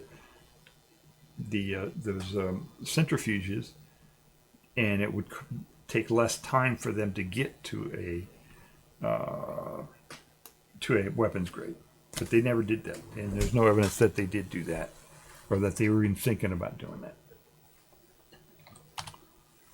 But the U.S. went ahead and bombed them anyway, a couple of times, right? And then we started a war with them. All right, let's see what else we got here. Today. Who enriches today? Okay, we already did this, right? Did I show this one already? Yeah, they're just showing who a lot of different places enrich uranium, right? It's not everybody who has uranium, but that does enrichment, but a lot of different countries do it. And let's see here. Okay, so this is the what the AI came up with on its own. When I just told it to just do this stuff, it came up with this on its own, and this is kind of biased. They everything's in red, and oh no, 60%. So let's see what we got here. Escalation timeline. All right. Everything's escalating. So JCPOA, U.S. backs out, and then they enriched to 20%. It's at some place. So under JCOP, they had only agreed to 3 or 5% or whatever, a small amount. And the U.S. backed out of the deal, and they said, "Okay, all right, we'll do what we want." And by the way, they are under the Non-Proliferation Treaty. they have every right to enrich up to 60% if they want. They can enrich, as I said, there's no limit to what they can enrich to. They just can't pursue a nuclear weapon. So if they enrich to 80-90%, then yeah, there's no, then that just is evidence that they're going for a nuclear weapon. But if they only go up to 60% or 20% or 50% or whatever, there are other uses for that, and they can say, okay, we have a right to enrich to 60% if we want for peaceful purposes, And there probably is no peaceful reason for them to go to 60%. There probably isn't a whole bunch of applications why they would want to do that. But I think they just did it just to say, hey, we can do this. And we agreed before not to do this, but you didn't keep your end of the bargain, so why should we keep ours? And it's kind of like a bargaining chip or whatever, right?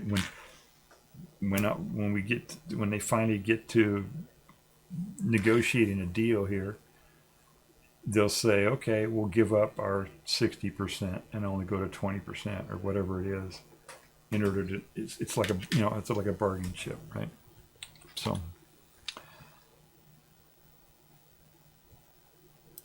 All right. Dual use dilemma. All right, we know about that, right? Breakout. Yeah, you hear that, right? You hear that. They say breakout time, all that kind of thing.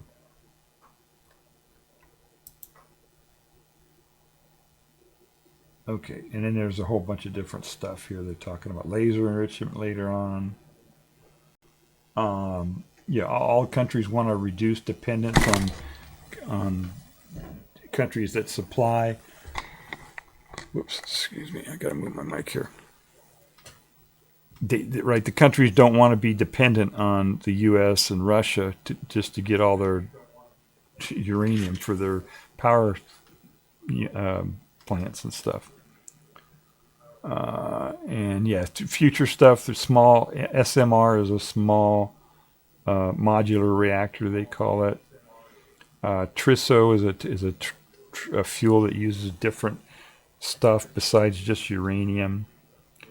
Anyway, there are a whole bunch of different technologies.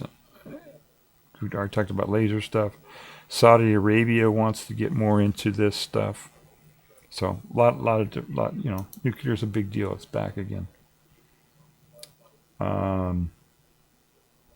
All right, this is just kind of a summary thing. What else we got here? Okay, that's it. All right, so that was the deck. That's the deck from the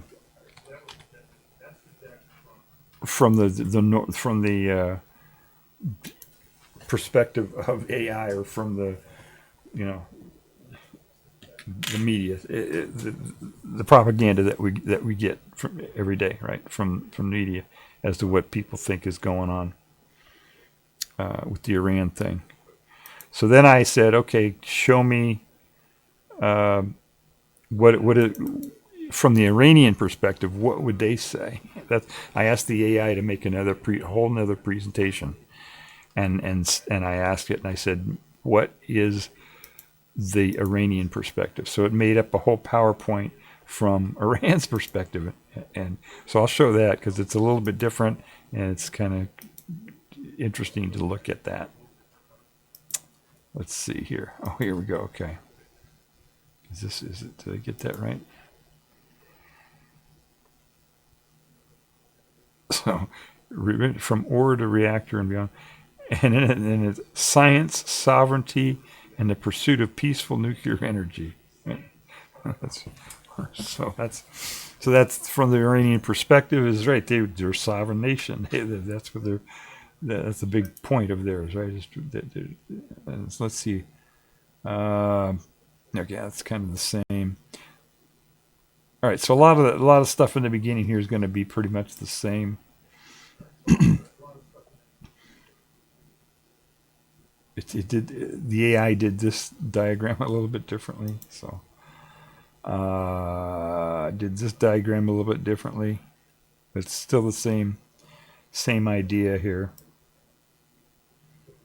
different enrichment levels. The process, fabrication, how enrichment works, gas diffusion, we already talked about that. How the centrifuge works. It's interesting, it did the diagrams a little bit differently, but laser enrichment, other methods, right? We talked about all that. Cascade, how the enrichment cascades. Okay, currency. Okay, we talked about that. So the beginning part is pretty much the same deal from Iran's perspective. It's technology. It's just they're just talking about technology. Okay, so then and facilities. Indigenous program. So they use the word indigenous program for Iran. That's what they called it here.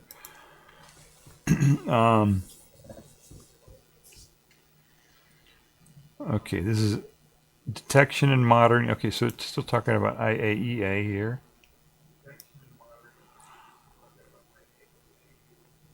Right, dual use. Right, that's the same.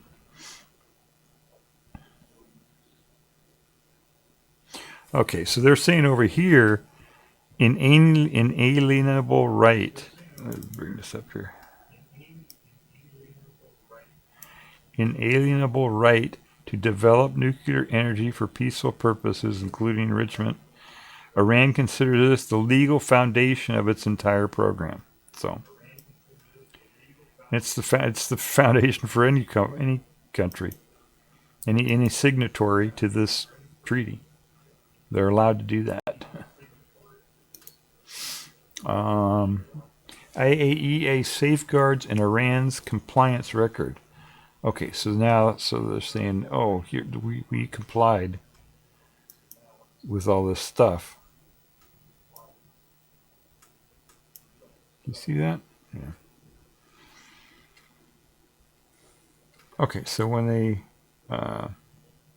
Iran has maintained its CSA, that's Comprehensive Safeguards Agreement, since 1974, one of the earliest signatories among developing countries. Okay, so they signed into the agreement I think they signed it in 68, and it went into effect in 70.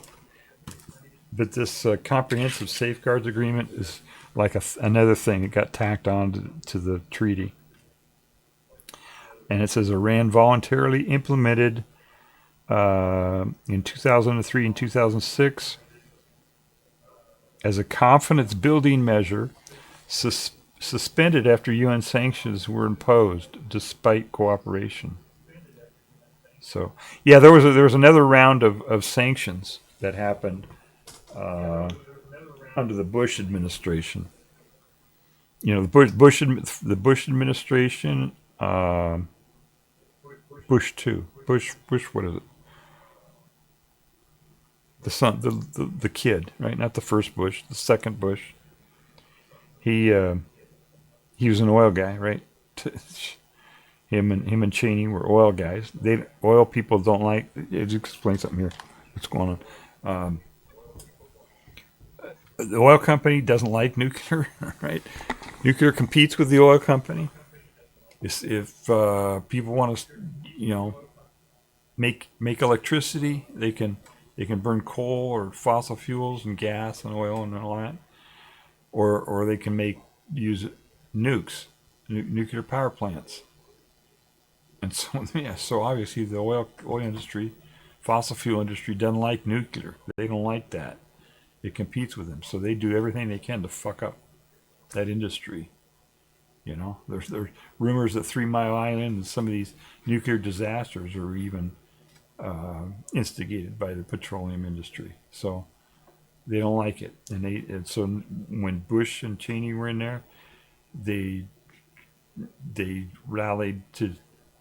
Right, they got rid of Iraq because Iraq was pumping more oil than they wanted them to, so they got rid of Iraq.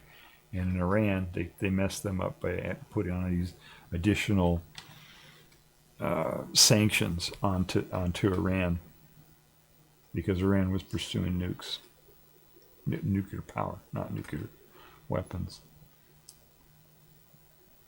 So let's see, JCPOA, so I talked about, right, they conceded to the JCPOA. And it says, after U.S. withdrawal in 2018, Iran gradually reduced cooperation, citing the other party's failure to deliver promised economic benefits. So, and that's true, right? Iran states it remains willing to return to full transparency if sanctions relief is genuinely delivered and verified. So, okay, here's a little timeline that it did here. So you're probably not going to hear any of this in mainstream media because it's all, it's all biased. So it's very similar timeline. Let me see how they worded it here. Israel begins secret weapons program. That was true, right? That was on the other one too, I guess.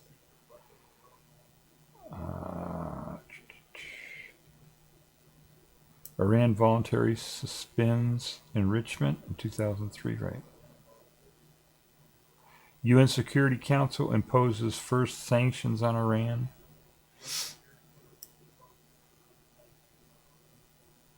So, Stuxnet, scientist assassinated. So it's pretty much the same bullet points here.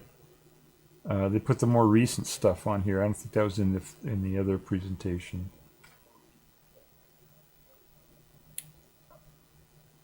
There's sabotage by Israel against their thing, and anyway, so they got several stuff there. Let's see what this says.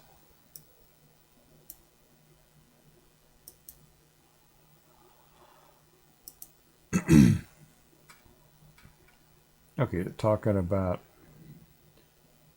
different countries here. Yeah, Israel is not an NTP signatory. No sanctions. Iran, NTP signatory, sanctioned and sabotaged.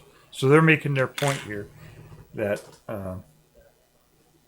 Israel didn't even sign up for the non-proliferation treaty. It hasn't signed any treaty, but it's Israel is doing enrichment, and it made bombs. It actually got nuclear bombs, but it's doing it in a non-transparent way. Whereas Iran signed the non-proliferation treaty, is trying to get in the system. They're not always open. They're not always transparent. They jacked them around too a little bit. But compared to what Israel's done, they're really trying to get to do it. So from an objective, any objective measure, what's going on, Iran is trying to comply and trying to get its nuclear program going. And so what's really happened here is not that they're trying to get a bomb. They tried to get a bomb in the 20th century for a decade or so, and that's it. They haven't tried to pursue a bomb anymore since then. They've never had nuclear weapons grade uranium ever. They had one power plant which kind of halfway works. They're trying to get technology from Russia, which is probably a mistake because Russia's one of their big deals is to. They make a ton of money on oil, right? Russia, Saudi Arabia, and U.S. Those are the big oil producing countries. A little bit Canada and some China, a little bit, and in these Middle Eastern countries. So You know, it's all about the oil. It's mostly about the oil. And they don't want Iran making energy, because every watt of energy that Iran can make from nuclear power is energy that they don't have to use their own oil for to make, and so they can export that oil. So, and that's my contention, is that's why this whole war started, was because Saudi Arabia, U.S. does not want Iran exporting oil, because the more oil they export, the lower the price of oil goes, and the lower the price of gas is, and the oil companies make less money. So the main goal of starting this war was to drive up the price of gasoline, to drive up the cost of oil. And every move that the asshole has made here has been towards that, to try to make oil more expensive and to suck more money out of poor people at the gas pump. That's the goal. That's why he went to war. And Iran, when they do that, when they try to stop a country, and this all these wars, Iraq, all these wars are for oil. That's why they do it. You know, to try to keep these other countries from selling oil, drive up the cost of oil. But what they don't want to have happen is have the price of oil go way up, because then people will buy electric cars and start, and switch over to nukes. And when they have an election or policymakers or whatever trying to decide whether they're going to make nukes, if the price of oil is 150 gallons per barrel, then they say, oh shit, all right, let's do nukes instead. And when they do, that's called, from the oil companies or oil industry's perspective, they call that demand destruction. People don't demand as much oil when they're using nukes, nuclear power plants and stuff. So it's kind of a balance. They want the price to go up, but they don't want it to go so high that people completely abandon using fossil fuels. And so what happened was, the Saudis had been bribing it, Trump and everybody else who they can in the U.S. to try to get them to do policies that will do what the Saudis want. And what the Saudis want is they want Iran to sell less oil, so that people will buy Saudi's oil and they can get more money. And what happened was, when the U.S. attacked Iran, they closed off the Strait of Hormuz, which cut off a lot of not so much the Saudis, but the other Arab countries, cut off their oil from going out to the world. The Saudis have a pipeline that runs from the east coast to the west coast, so they can divert some of their production and get it out through the Red Sea that way. But when Iran did that, they cut that off because they wanted the price to go way up, to mess up the economy and get the world pissed off at Trump, which is, the world was already pissed off at Trump anyway, right? And also so they could sell their oil, because of course they let their own tankers go through and make a ton of money, because they can make a lot of money when the price is really high. Anyway, that's what it's about. It's not about nukes. It's not about nuclear weapons. It's not about nuclear grade uranium. It's not about uranium enrichment. Any of that stuff. That's not what the war is about. It's about oil. It's an oil war. It's the oil industry,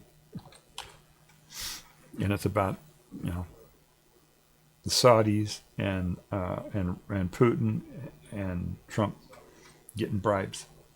That's what it's about. Okay.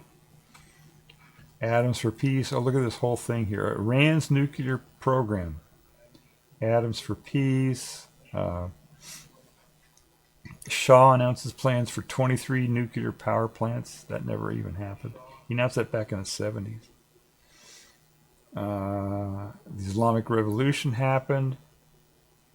Western partners abandoned all nuclear contracts and seized Iranian assets. Iran-Iraq went to war. Okay, and then Russia started supplying nuclear power plant technology to Iran. That was in 95.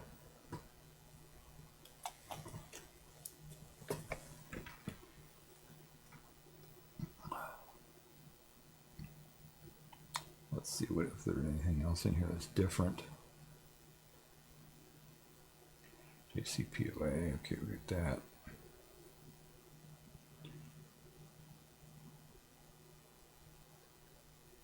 Oh, here, okay, so here's the statement that it made from Iran. So remember, this is the presentation from Iran's perspective.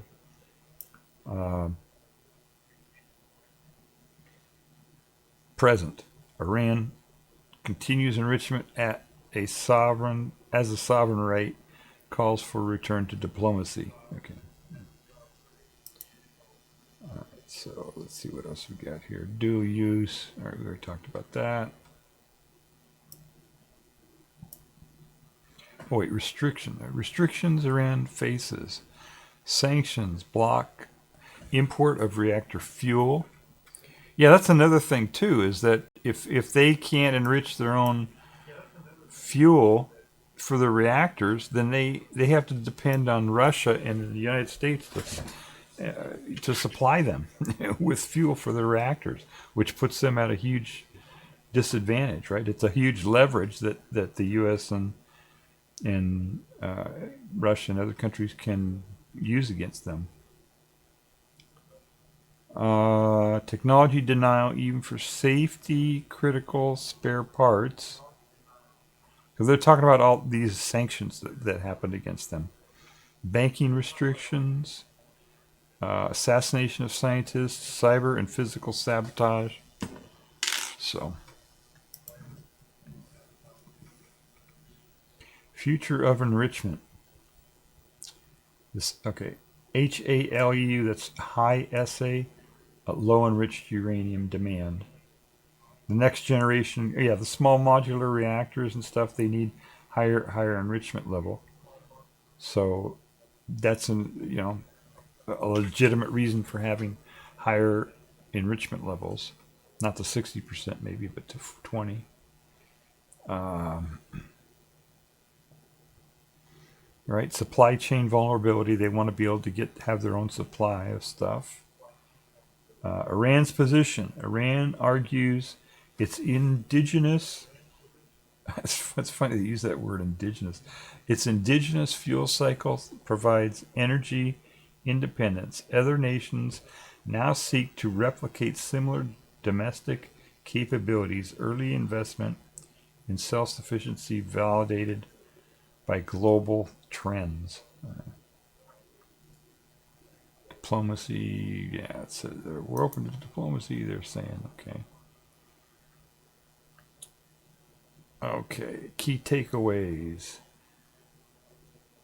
Iran developed an indigenous fuel cycle under extreme external pressure. All right. The international non-proliferation regime is applied asymmetrically.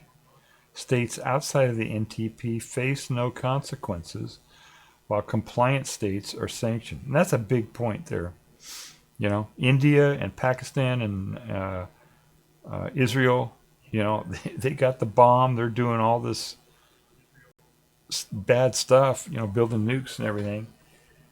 But they're not getting any sanctions or anything because they never signed up for the NPT anyway.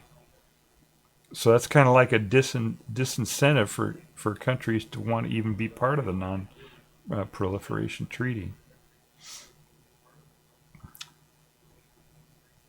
Durable resolution requires equitable application of international laws. So I mean, they have I think they have a really good point there, that it's,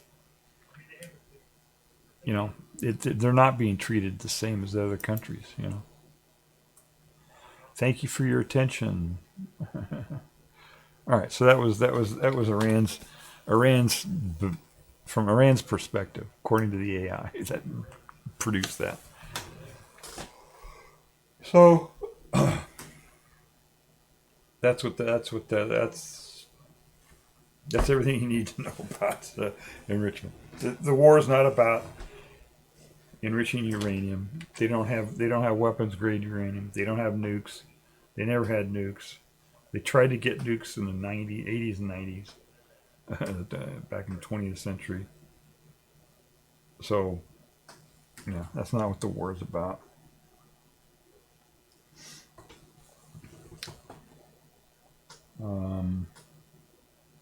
Yeah, nuclear power is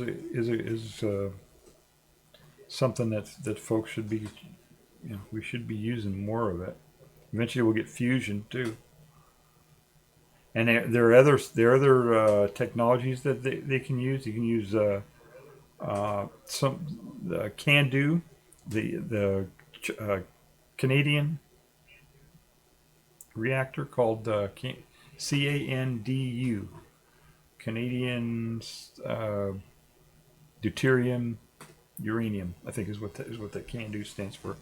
It's a type of reactor that uses heavy water. It's a heavy water pressurized reactor, and it can, because it's using the deuterium as the moderator for the neuron. Remember they're talking about the the neutrons that cause the chain reaction. They have to be moderated. When they come out of that, when the uranium atom splits, those neutrons come out really fast, relativistic speeds with too much momentum. They're going so fast that they can't be absorbed by the other uranium atoms. So it like needs a sweet spot of speed. It has to be thermal in the thermal range for the neutrons, and so they have to use a moderator to moderate those speed down to thermal levels. And if they use water as a moderator, water captures a lot of the neutrons, and actually it's too good of a moderator. But if they use deuterium is regular water uses hydrogen with just one proton on it, a proton and an electron. Right? That's just plain old water. Then deuterium has a proton and a neutron in its nucleus, and because of that, because it has that extra neutron in there, it actually doesn't capture as many neutrons. So it doesn't moderate as much, which means the neutrons are a little bit more active, which means the reaction happens more, and it also allows uranium-238 to split, because it's the neutrons are high enough that they can. There's a process that it goes through when uranium-238. Remember, I was talking about the 238 is the natural one, the one that's 90-something% of the 99 point whatever percent of the natural uranium is 238, and normally that doesn't work in a reactor. They want to use 235 because that's fissile. But in this CANDU reactor, the way it's set up with the moderator that they use and all that kind of stuff, they can burn the 238 in that reactor, because the 238 captures the neutron. It becomes uranium-239, and then after a while that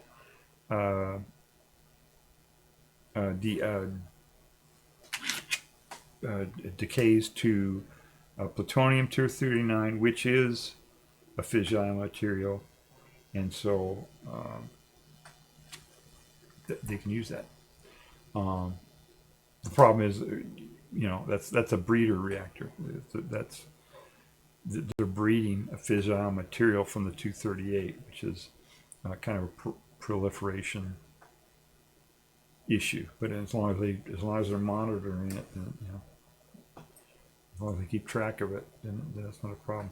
But the cool thing about this CANDO reactor is that it can burn a lot of different stuff. It's not. It does.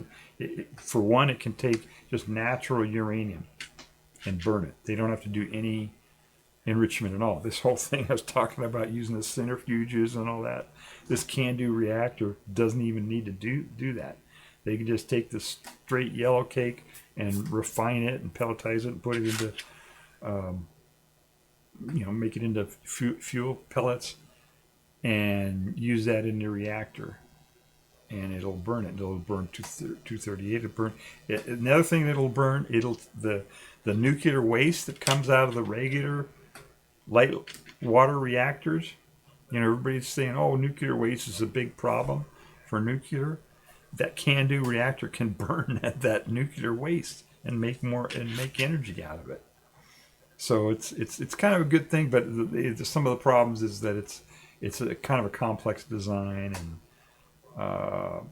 the expertise is kind of, there's not a lot of people who are expert in it. And anyways, that's just one of the different new things. They're talking about all kinds of different reactors now, different designs, and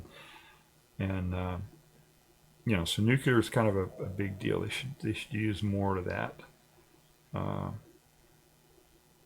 the safety it's much safer now because they have, what is it, 70 years or whatever, 70, 80 years of use of these things now, of reactors. And they know, what designs are good and which don't work and which do work. And, so it's just something that we should do more of. What else? I'm getting kind of hungry here. How long have I been here? 2 hours? I don't know. Something I wanted to do was to try to make some Kit Kat bars. Somebody was talking about the other day that they had vegan Kit Kat bars, but I can't find them. I don't think they're available in the U.S. Or if they are, they're just really hard to find. So I wanted to make my own Kit Kat bars. I thought that would be fun to do. To make my own. I thought maybe I could do that on stream. I don't know if I should or not. Anyway, I bought these wafers, because that's what a Kit Kat bar is, right? It's just one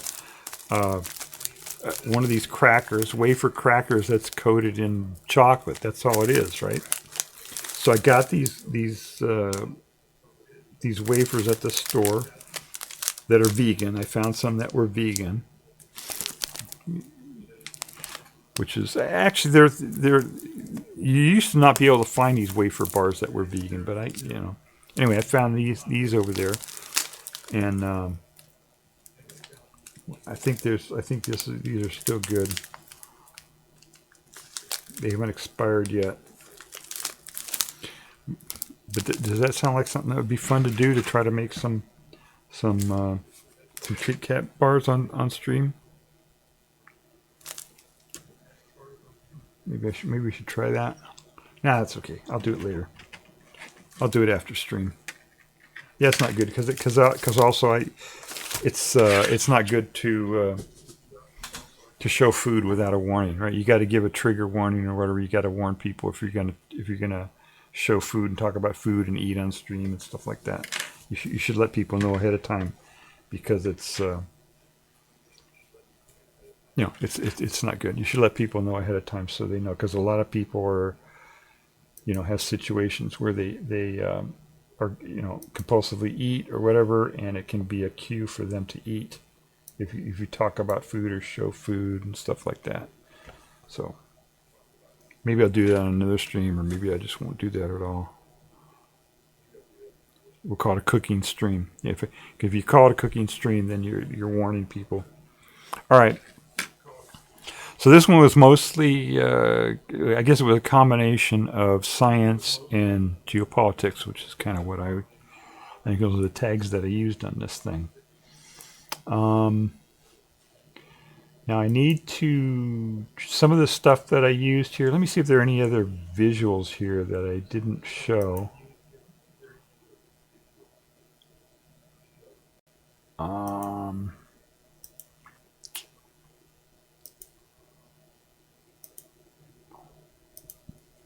Okay, we saw that one. Oh, this is the you saw in that video where they showed the big cylinders.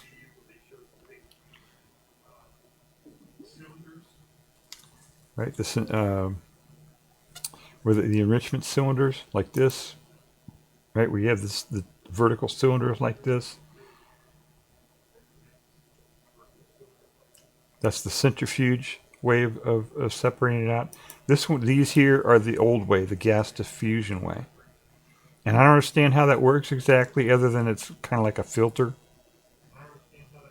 But look at here's a guy standing here. This is how big these tanks are.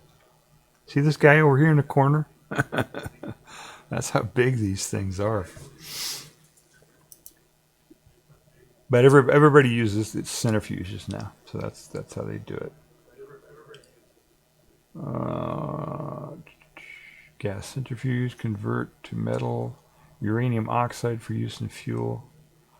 Oh, okay, yeah, that's something I forgot to mention.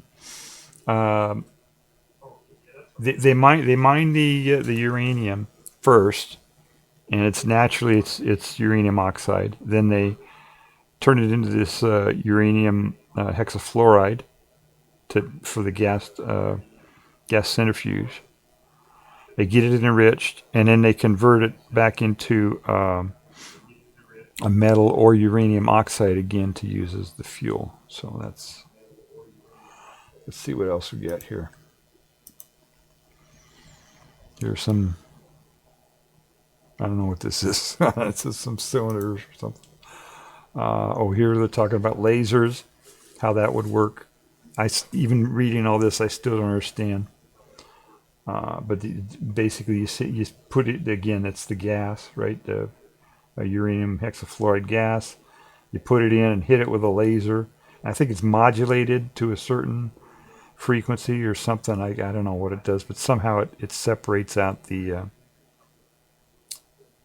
stuff. Maybe it's just the mass. Maybe just by hitting it with the force of the laser, the lighter atoms move more than the heavier ones. Maybe that's all it is. I don't know. Let's see if I got anything else here. Now here they're talking about different categories again. I think we already mentioned that. Oh, this one has depleted on the other side. So you got natural uranium has just 0.7% of U-235. And when you make the enriched uranium, the leftover that you have left over is called depleted uranium. That has a lower percentage of 235, lower than even natural. So let's see what else we got here. Department of Energy.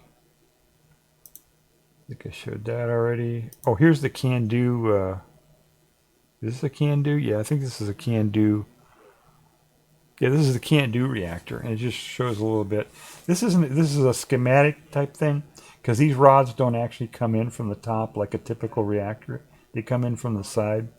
So this is more of a schematic diagram of what the reactor looks like.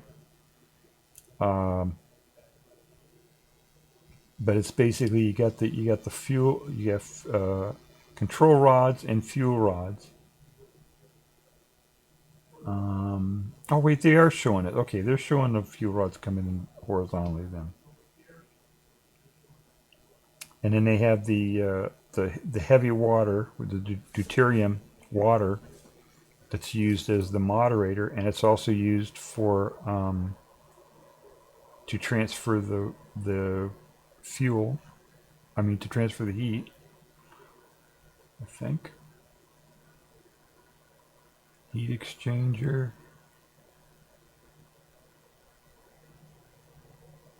Heavy water pump. Yeah, so what it does is it pumps the heavy water through the where the reactions are happening, the chain reaction happens.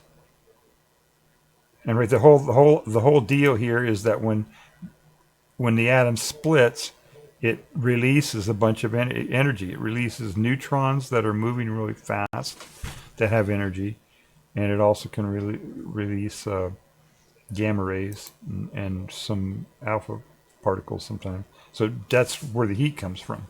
So it heats up this whole area, and it pumps this heavy water, this deuterium water, through this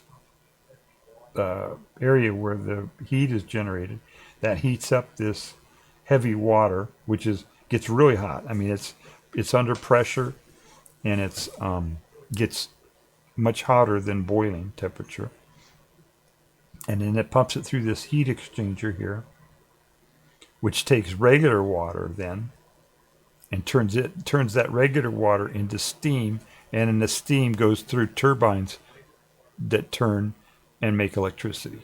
So that's basically the same way that any a regular reactor would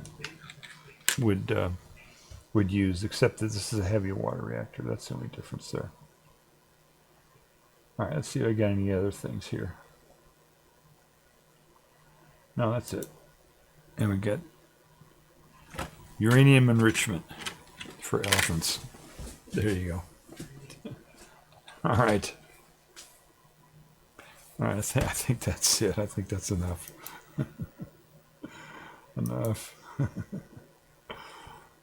All right. I gotta do my credits. So let's see if I can find that. I always do this at the end of the thing here. I got to do my credits because I use pictures and stuff like that, and I try to follow the rules, as much as I can.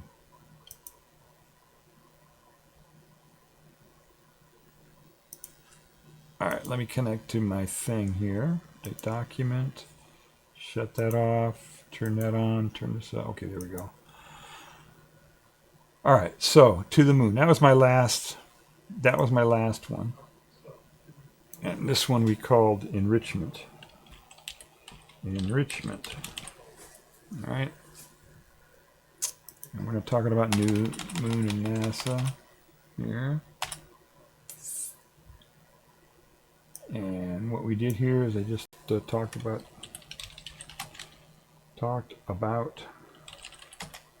shit. Talked about uranium enrichment and Iran and stuff. Okay.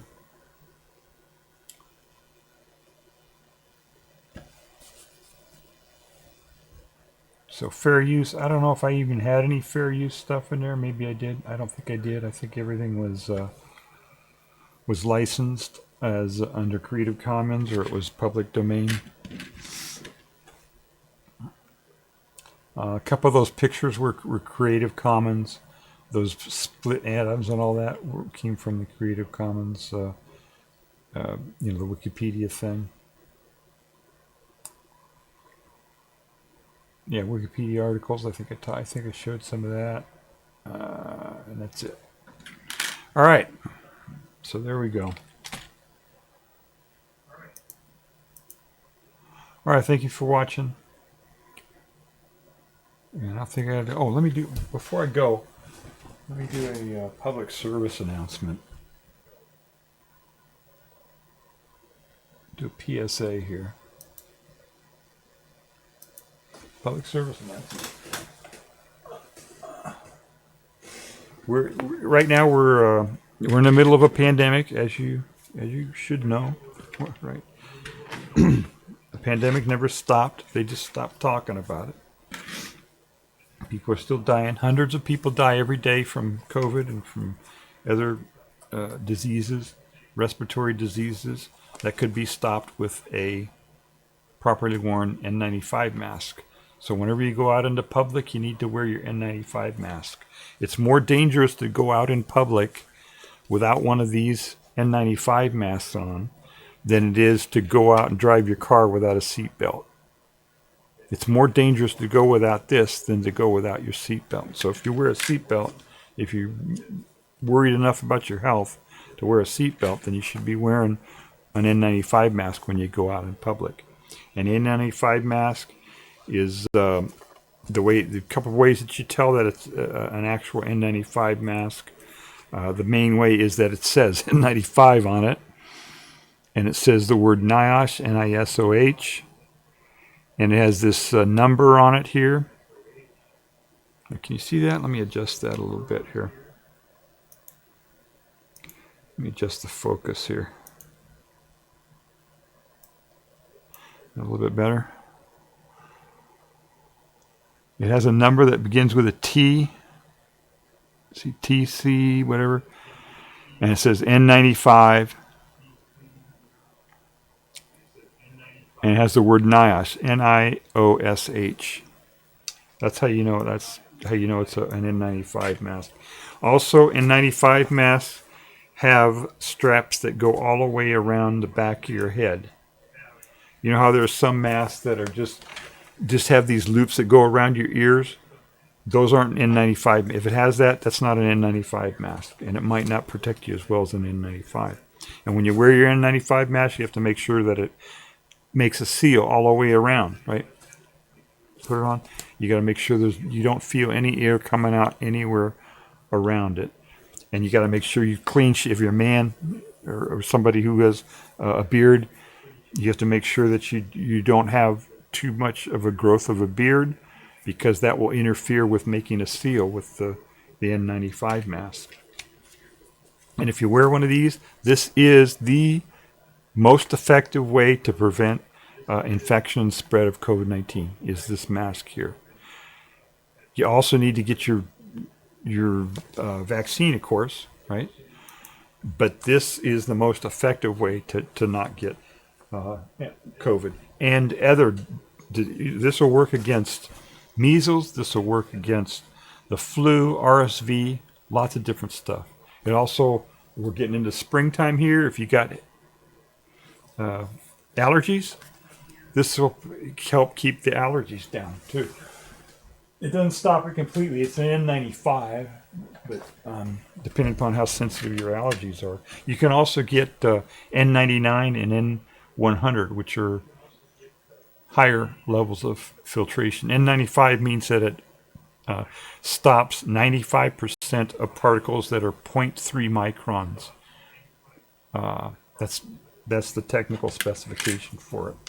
But anyway, make sure you wear your N95 mask whenever you go out in public, because we're still in a pandemic here. All right, that was the PSA. All right, well, thank you for joining us. If you have any questions, comments, anything like that, feel free to you can contact me, whisper me, or this gets posted eventually, usually on YouTube. So until YouTube cuts me off, I'll have my videos out there. You can comment on them there also. Oh yeah, follow me, all that kind of stuff. Oh, this is my anniversary. Somewhere it said that this is my affiliate anniversary on Twitch. I don't know if that's true. But yeah, follow me, subscribe, comment, algorithm. I don't know. All right, everybody. Thanks a lot for watching, and take care. Bye.